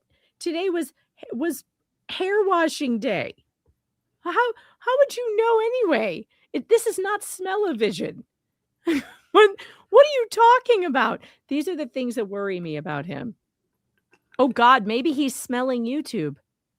It's just do you smell burnt toast, sir? Oh no, that would be not good. That would be not good. Like their hygiene is poor. All these traits stick with us. Oh God. It's not part of my world anymore, though. I just refuse. Yeah, we're going to talk about it all night. He's talking about the hygiene of. Why isn't he talking about the hygiene of people who have who throw loofah parties? It's weird, yeah. Or John and Michelle, man, come on, really? Holy crap, dude. That's something else, you know. And I don't know how John and Michelle put up with it. You're the one who said you abandoned them. Remember that? Remember when he said you're a big girl now. Yeah. You're a big girl. You can take care of yourself. Yep. So I mean, he abandoned them when they turn, and they said some wonderfully bad things about all of them. But all these people are such, again, nasty pieces of shit. They just pretend it didn't happen. Because why? Well, they might be able to get that grift on a little bit better. They might be able to grift another big donor. Maybe it disturbs me with that guy too, because these people are still in communication, apparently. You know, if they're telling the truth, and it's quite possible. I mean, dude, they were bragging about all the shit that he paid for. All the stuff. Oh yeah, he bought me this. He didn't pay for those things. Oh, he just paid for the tractor barn, this other thing. He paid for the tractor. He paid for this other vehicle. It's like, holy shit, man. They have built this mofo for a lot of money. And whenever they feel like it, they turn on it publicly. And he just takes it like a bitch. He takes it. Excuse my words there. I'm just saying, like this guy. I mean, yeah, he'll get internet tough and be like, I'll sue you for your mean words over here I don't like. You know, words that are the truth. But he won't do anything about people bilking him and calling him everything freaking from Sunday. I pulled up. I was going through. Wait, don't change the screen yet. He says the personal hygiene thing again. Yeah, I was going to go back to those two. It's really funny. Mm-hmm. Yeah. I feel like he heard you say this and now he's repeating it, because I feel like you've said this exact same thing. And some of them. Yeah. Can you imagine trying to be in the same room as they are? When you look at them, you can tell they don't take care of their personal hygiene. Is he talking about paint chips? Well, it's like we suffer from smell-o-vision when we see these people. And Stupid Dave with his greasy ass hair, before he cut that hair, oh my God, I'm not sure he ever washed it. It was always clumping and shiny, like unwashed. Oh, what? What kind of people are that way? This is strange, really strange. They don't take care of themselves. Oh my God. I don't understand. I don't understand this. I don't feel understand this. I mean, again, he's seen the people that drive around the loofah-mobile, right? Yeah, why is he not concerned about their hygiene? I feel like that's a more concerning issue. I feel like him and John have been falling all over themselves trying to that. And then you've got John living in a literal tent. How do you think he smells? Oh God! You've got washing his ass, he spends like half his day talking to the flea and vaping all day. Ugh. And like what? They live on a former garbage dump, which they've admitted that's what it was.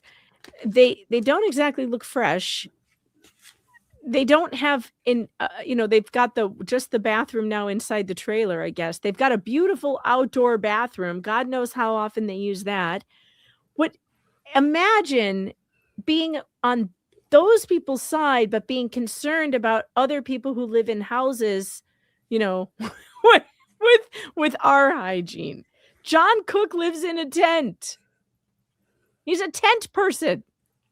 But he doesn't care about them. That's not his world anymore. I wonder how many times he brought up that name, by the way. Let's find out. Oh, yeah. What about the lice? Remember when someone called about the lice? She said there was a lice infestation in the trailer. And then she had to get rid of the trailer because there was black mold.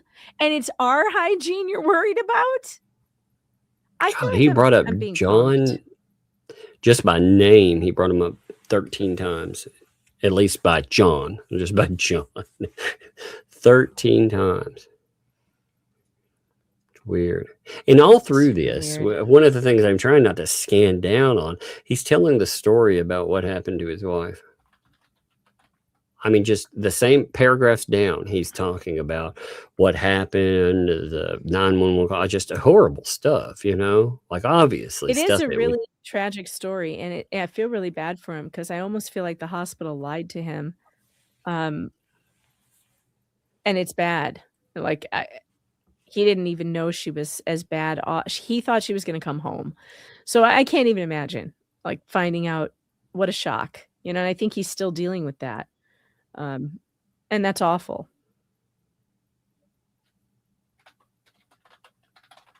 I'm looking at all the mentions of of John, and oh my God. Yeah, he notes like these people are his buddies. He's like, okay, he mentions them out. He was like, John, we're friends. Stupid Dave, Richard. I love to listen to Richard. Oh, he's a great guy. Yeah, that guy. Weird. I mean, that guy took heavy advantage of it. I wonder if these people, and he's like, oh, yeah. The thing is, Ray, you and Lisa, Tori, Robbie, Wayne, Richard, friendship. Oh man, and John Cook, all of y'all. Oh, you're the greatest. Hell, you're the greatest of friends. It's like gross, man. Like these are not good people. But Ray, I mean, honestly, I think it says that Ray's not a good person either. I mean, I think that's really the message through all of that. Yeah, freaking 13 times. God, and then he's like, but I don't talk about it and I don't think about it. You don't talk. He doesn't talk about what doesn't he think about? Oh, this whole stuff. This isn't his world anymore. Remember? Oh, yeah. It's also interesting that I wish he would join a canasta team or something. Actually, or the silver sneakers at the Y, and like just get involved in something in the real world. Just leave this stuff behind. Well, he's obsessed with the idea of being stalked, right? Well, at the same time, he thinks that he thinks that the PO, Hale says, oh, it should have been voided in this. So he'll talk about a person that's actually been stalked for real, and he encourages the stalking. He absolutely encourages it. And he said even worse stuff, about counting your ammunition and all that other crazy shit. And yet he wants to sit around and pretend that. He's fucking craziness, man. Anyway. He's counting other people's money too. That's interesting. He's like, I saw Jimmy Hales make $30,000 one time. It's in here too. It's crazy. Like he's counting, maybe that's why he's butthurt about it. A lot of people get butthurt about money, but he's like, oh, he's been able to make that money. I've seen him make $30,000. His power. Yeah, well, actually, okay. I've seen YouTubers make a lot more than that. Ian Runkle does a fundraiser every year for a children's hospital. And he raised, I think, over $400,000 once. The most recent one he did, it was over 100,000, maybe two, in just a couple hour stream, in one stream. So I've seen people raise much bigger. We helped raise $25,000 in 2 hours. Maybe it was 15 in 2 hours, and then it was 3 more hours after that. It got up to 25 for Mike Maricini.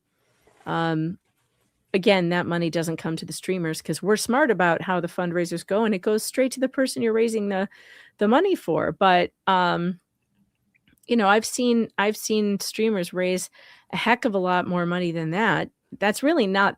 It's a lot, but it's not anything, out of the realm of possibility.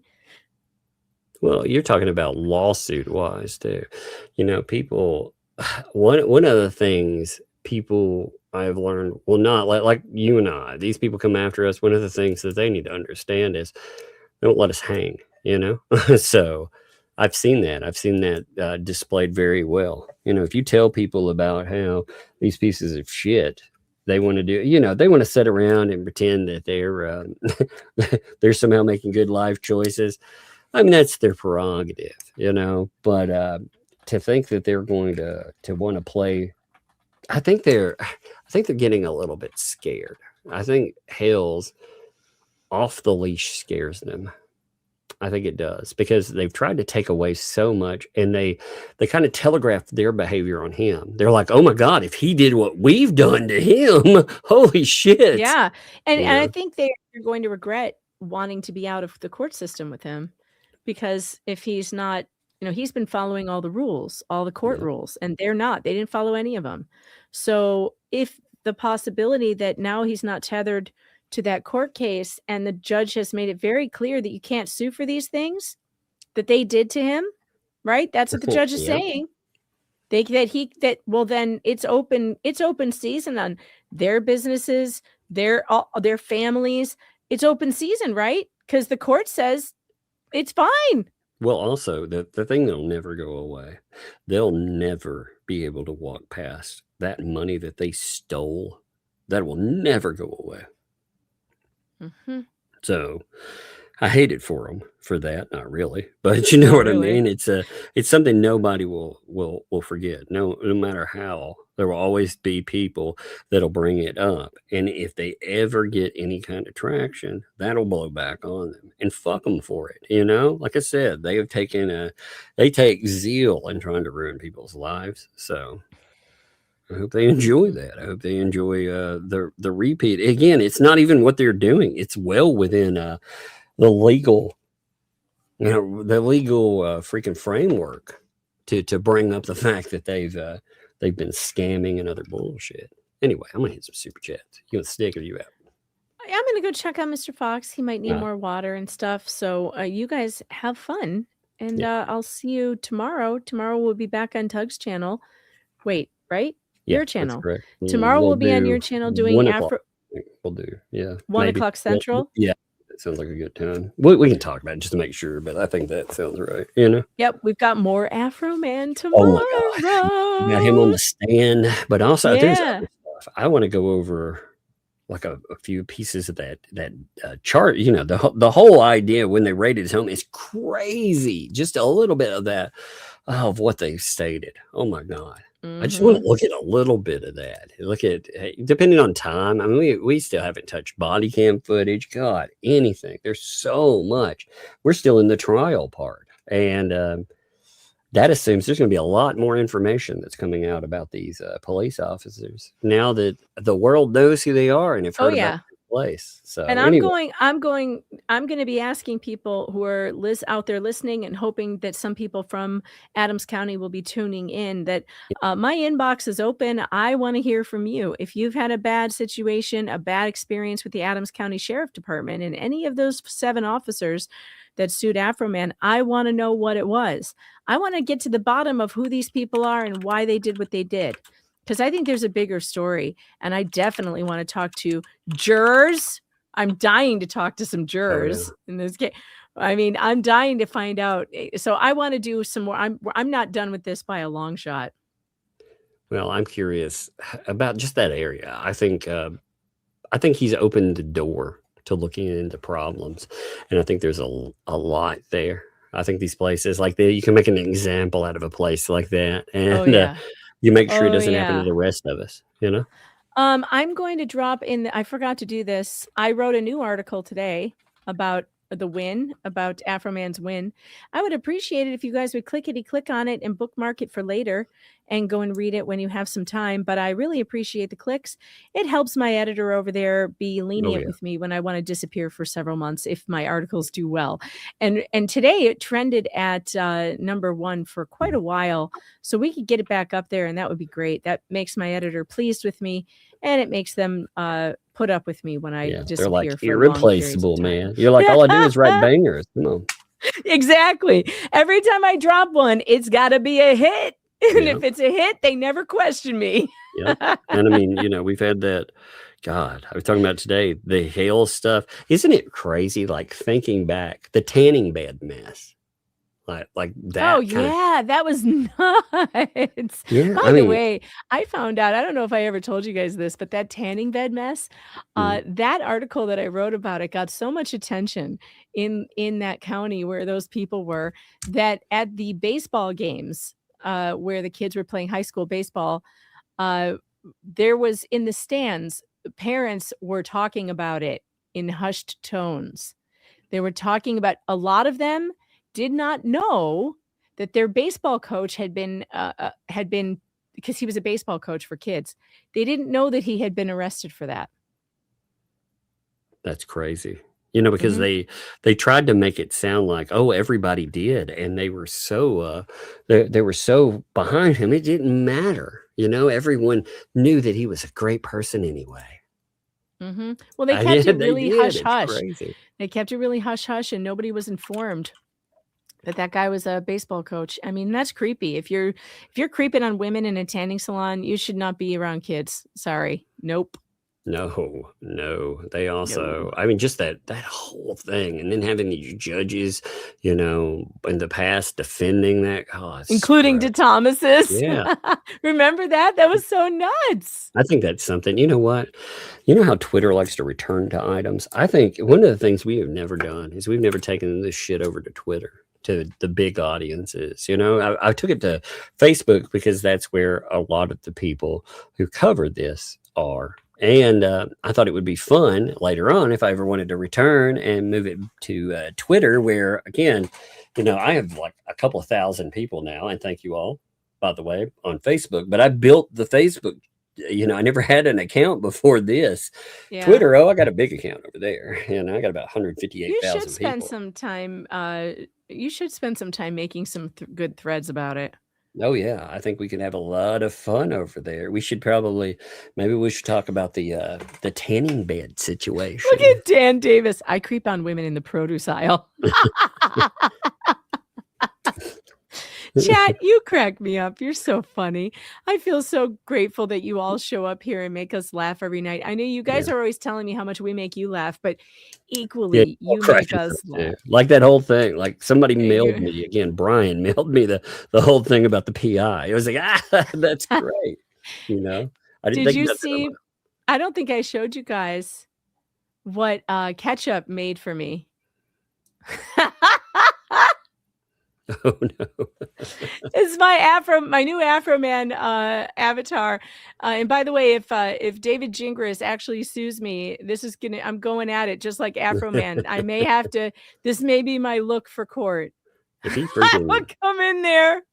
If he sues, by the way, I mean, that'll be interesting. I need to get that video because I want to cover that too. I want to cover the fact that you're being threatened. Oh yeah, we need to do that. We just have been so overwhelmed with that. And trust me, we're going to do it. But I kind of like making him wait for it because he thinks that he thinks that I was going to immediately respond. And I'm just making him check my YouTube page every day. He's obsessively refreshing to see when I respond. And believe me, funny too. I mean, he seems very, very obsessed with you.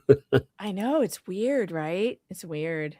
It is. I mean, considering, you know, typically, again, you haven't done anything in this that is out of any. In fact, you were pretty restrained through most of it comparatively sometimes, you know? Yeah, we I call him think tramp stamp so. lawyer and stuff. I thought we were pretty restrained. I through that gave whole him thing. such good advice. Mhm. Again, I don't know why I continue to do it because these clowns never take my advice, but I offer it anyway. I say I wouldn't do that if I were you. I tried to tell him. He asked us, if you can show me that my client is lying, I will drop her. I literally sent him like 5 instances of her lying and it's a provable lie, and he blocked me. And if he had listened and investigated for himself, he wouldn't be in the mess that he's in right now with the bar. It's just crazy. Like he's so assured that he wasn't going to get himself into problems, and now it sounds like he's consigned to the fact that he's going to lose his license there. He is. Here's what I found out. He wants the bar. He keeps saying he wants the bar to let him retire before they disbar him. He just wants to retire and leave because he doesn't want to be there anyway. But I found out that Arizona doesn't do that anymore, not like Florida. They will not, it won't be a lip situation. The Arizona bar, once you're under investigation for something, you don't have the option to voluntarily retire in lieu of discipline. He's screwed. Or that's amazing, actually. Or Mark Randazza, who he hired, will weasel him out of it. I don't know. Maybe he'll get out of it. He might. I mean, Randazza's a good lawyer. Yeah, he is. I mean, and you know, everybody is entitled to a defense, a good defense, you know, if they can afford it. But God, that guy has dug such a deep hole. Going after judges and stuff, you know, he'll try my First Amendment, this and that. The problem is going to be that he put some of that stuff in filing. And, you know, he just kept going and going. It's going to be... It's going to be an interesting fight to watch. Interesting. Yeah. All right. I'm out of here. I'll let you get to what you're doing. I'm distracting you. Okay. Good night. Fallen Hero. Thank you, Fallen Hero. Kicking that off. Appreciate you, my friend. Appreciate the gifto and appreciate you being here, my friend. Max Lab. Thank you for the super chat there. Thank you, my friend. Appreciate you too. You know. Dinobot. Thanks. 10 months, rolling. Crazy, isn't it? 10 freaking months. Oh, it's so amazing when to look back and think of how long just this alone is gone. Thank you. Emmy dropped 5 giftos. Thank you, Emmy. Thank you for doing that back in the channel and giving to others. And I appreciate you. I love that avatar always. Look at this. Sister Sal. No, there's 10 here. Like there's a clump that will drop 20 through here. Sister Sal, thank you. Like I said, I love your avatar too. So happy. You know, I love the happy. You know, I love the just leisure in this one. I love the happy in this one. It's awesome. Hey, what's up, Andre? Have the day you deserve. That's right. Thank you. Thank you for the 5 giftos. Thank you for a positive freaking message on that too. That is much appreciated too. 20 giftos too. Let me thank all 3 of you here. You know, appreciate all of you there. And I can't say that enough. Thank you all. Sham, and I always mess up your name. I hate to, I would sure to say Sham, but it just sounds terrible in its own way. But thank you. 7 months. Appreciate you. Good evening, Tug and Megan. We need a custom emoji of a blue table. Yeah. You know what? I'll put that on the list. Let me see. See if we can make us a little custom emoji. You know what? I probably could make some of those real easy. You know, give me a second. I'll write that down because I'm wondering about Megan. I haven't made any in a minute. And let me see. Let me look at that. So custom emoji blue tape. All right. Let me see about sizing and everything on those, and if I can get it the way without help. Well, I'll take some votes on some other ones too. Okay. Let's see. What's up, Barb? Thank you for the 8 months. Hello, Tug and Megan. Hey there, by the way. And yes, indeed, fun times indeed. All of those freaking It's funny. That's what they're titled. If you ever wonder why the words come up, it's because with any of the custom emojis, it doesn't know how to process them yet on StreamYard. So it puts them as their titles, maybe I should give it a, the fats or something. Just name it something like that. The next one. Rickles, thanks to does this hair make my speech sound free? It does. It sounds very, very free. In fact, Tracy drops another 5 giftos. Man, Tracy, thank you there. That is, like I said, that is awesome. 25 gifted memberships to people. That is unbelievably cool. And thank you. I have my favorites. 15 months. I have my favorites. You know what? Appreciate the heck out of you. I'm glad to see you. Always love the name. Love to see you there. Thank you. Andre. So too, people should be, before becoming a lawyer. Yes, they should assess very well. They, I think a lot of jobs, you should kind of find out, what's there, what kind of people you're dealing with. But at the same time, lawyers have the reputation they do for a reason. When people talk about slimy ambulance chasers and stuff, man, you know what? There are a lot of them out there. There are a lot of terrible lawyers. There's some good lawyers too, but there are a lot of terrible ones too. It's just like any profession. With therapists, every good therapist I would meet, there'd be 10 terrible freaking therapists, man. So it's in any profession, but these people, they just, you've gotten your overload in this case, I think, sometimes with that. What's up, Selena? Thank you for that membership. Thank you. Welcome. Thank you for the membership, and welcome to Tug's Thugs. Appreciate it. Loving the Muppet there too. I love the Muppets. They all look so happy. I like them. Thank you for the gifted membership as well. Thank you for that. So got to be a membership and gifted one. That is awesome. Thank you there. 2012. Thanks for the 2. As a lawyer, it gets worse for Dukes. Yeah, it can get much, he's in a bad spot with this. Now, he does have a lawyer. We'll see what gets him, what it gets him. I mean, he's geared up. He's ready for a fight, but he's got to know that he did something that wasn't smart. It wasn't smart at all. We'll see where it goes, but I'm curious. I saw that Aussie Wombat, by the way, the Brucey Blobfish. Yeah, let me pull that up. I did see it and I forgot all about it. So give me a second. I thought that was funny. It did kind of remind me of a certain somebody out there. So let me see if I can find it real. If not, I'll have to pull it up on another one. But I did know. There it is. All right. So I'm going to show you a picture, folks. And I want you to see who this reminds you of. Oh, my God. Check this out. This is a wonderful blobfish. Look at it. Who does that remind you of? Oh no, Lasai.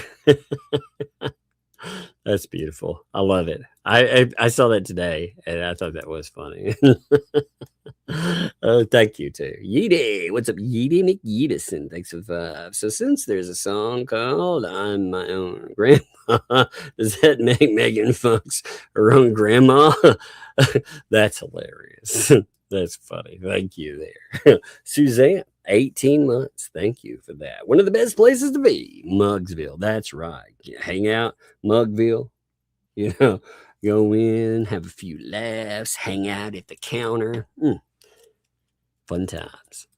Suzanne, thank you. Also, you see, dropped 5 giftos. See, I love that. I love that feature. So thank you for that. Again, it says to everybody, hey, you're here. Thank you for the memberships. Again, thank you. Oh, Sounds. What's up, Sounds? Thank you for the 16 months. Man, 16 months. That's great. Thank you for that. Man, a year. Isn't it amazing when you just look at it laid out, how long we cover things and how I'm amazed by how long I've been doing this. Glad to be a Tug's Thugs. Well, I'm glad that you are, and I'm glad to have you. Thank you. William, thanks for the 10. I wonder if the head flea understands. She keeps making reports about every little thing that JH does that can jeopardize. Slobby's wife's job.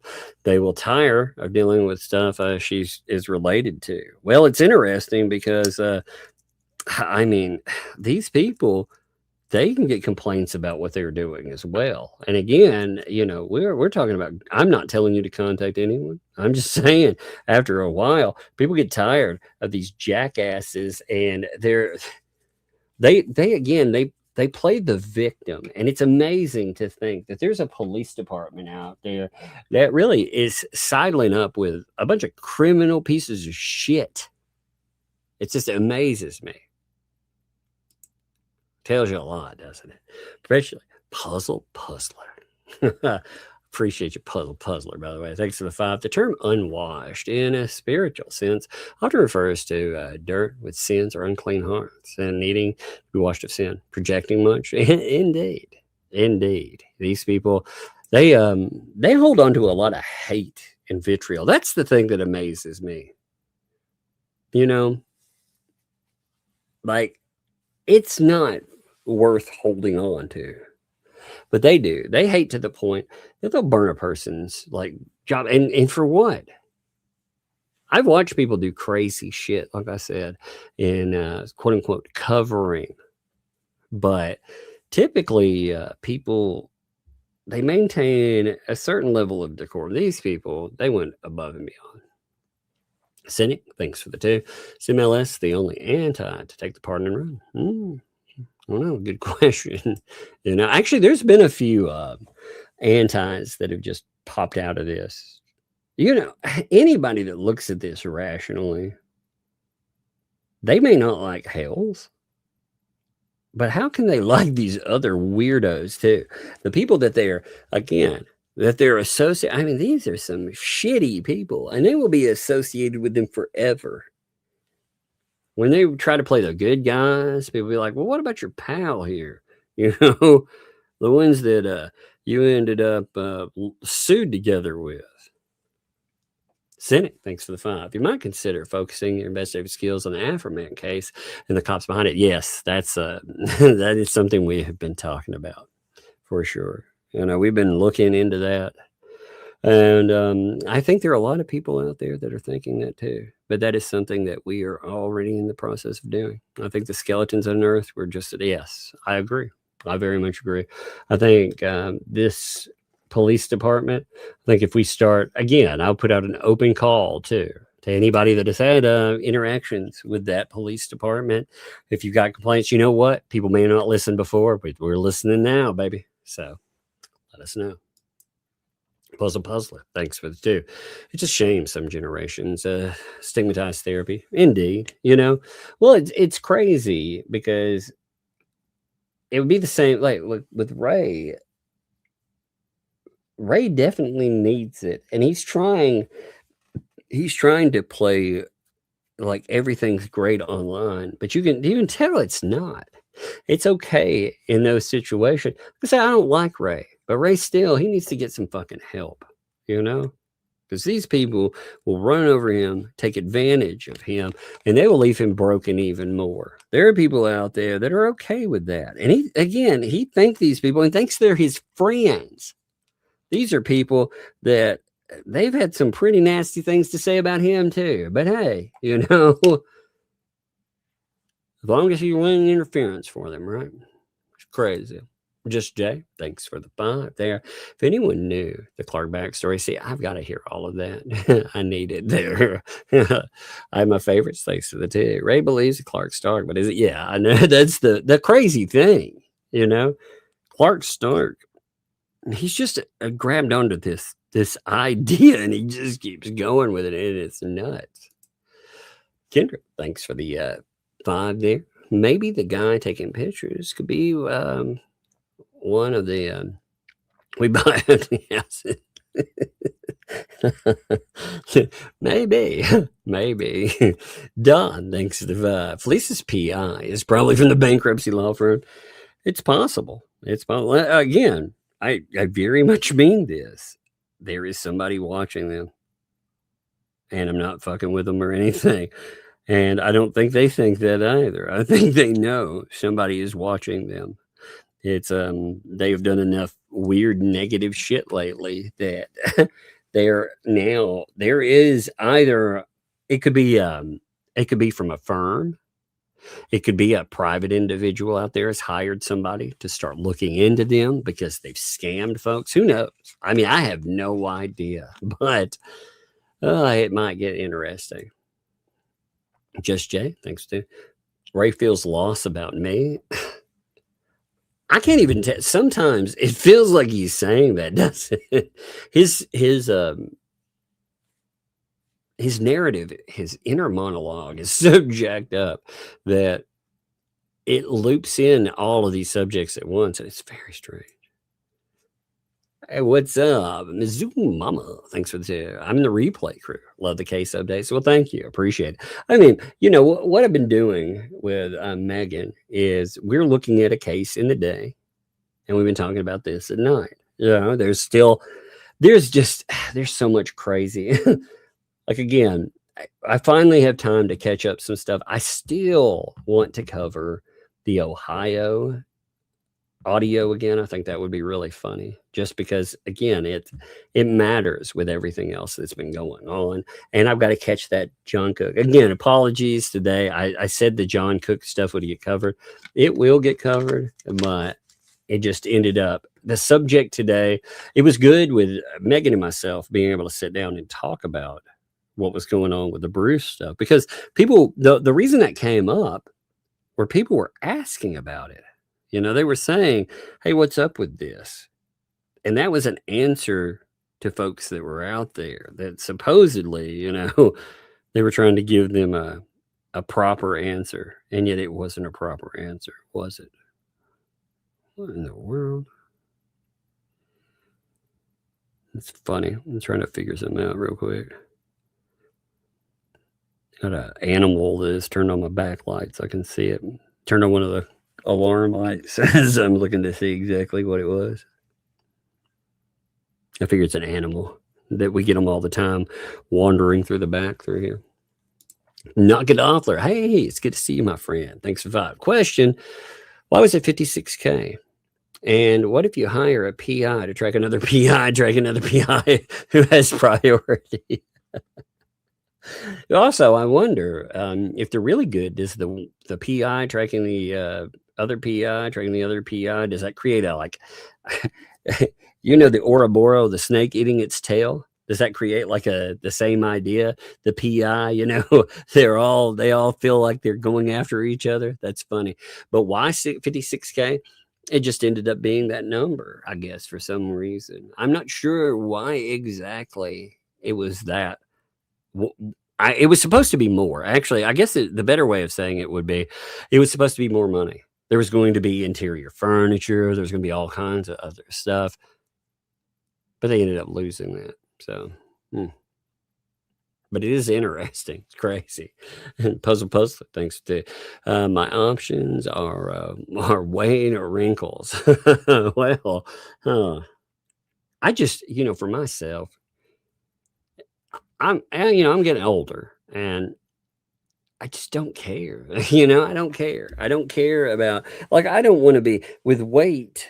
If I can help it, I don't want to have a lot of excess weight, because it's not, it's heavy, you know, you're moving around, hurt your legs and everything else.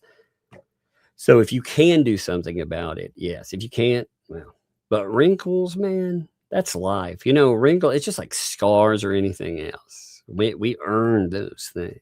You know, time is not flattering for anyone either, you know. So I don't ever care anymore. And Lawanda, thanks for the vibe. That umbrella guy, I'm the law. Just look at my name. That's right. That's right. You are the law, right? The first 3 letters is law. So I hereby order you to turn over the leg warmers to Megan Fox. Can I send them to Jay first? Would that make it better? Send him over to Just Jay.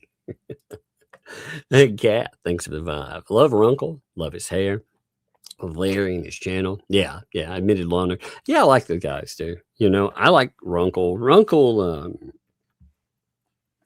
is funny, but also matter of fact-ish, and I feel like he is who he presents, which he's a decent guy, he's a good person.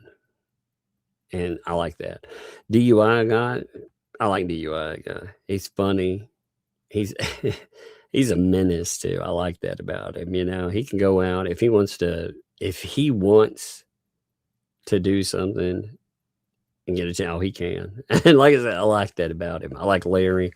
I think he's good people as well, But I like, there's certain ones that I really like. And again, in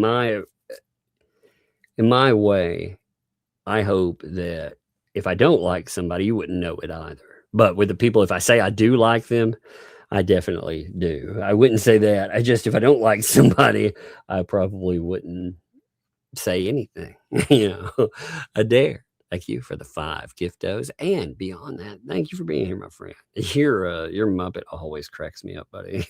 Always. I love it. I love it peeking into the street. It just makes me laugh. And Dan, what's up, Dan Davis? Thank you for the 18 months. Wow. I know. Wow, indeed. There's a lot of wow in this mess, right? All right. I am at the end here. I'm going to tell you, go check out, I bet Shizzy's on. I went a little longer than I thought I would. Again, I thought we would hit the other stuff, and it wasn't from derailing, actually. Megan was like, oh, I derailed. No, actually, I pulled all of that stuff up. I thought it would be just stuff to talk about at the beginning, but there was so much that was actually attached to it that it created good conversation. And that's what we need. We need good conversation with it. It was a lot of fun. So anyway, go check out Shizzy. Appreciate the guy, and I'll see you.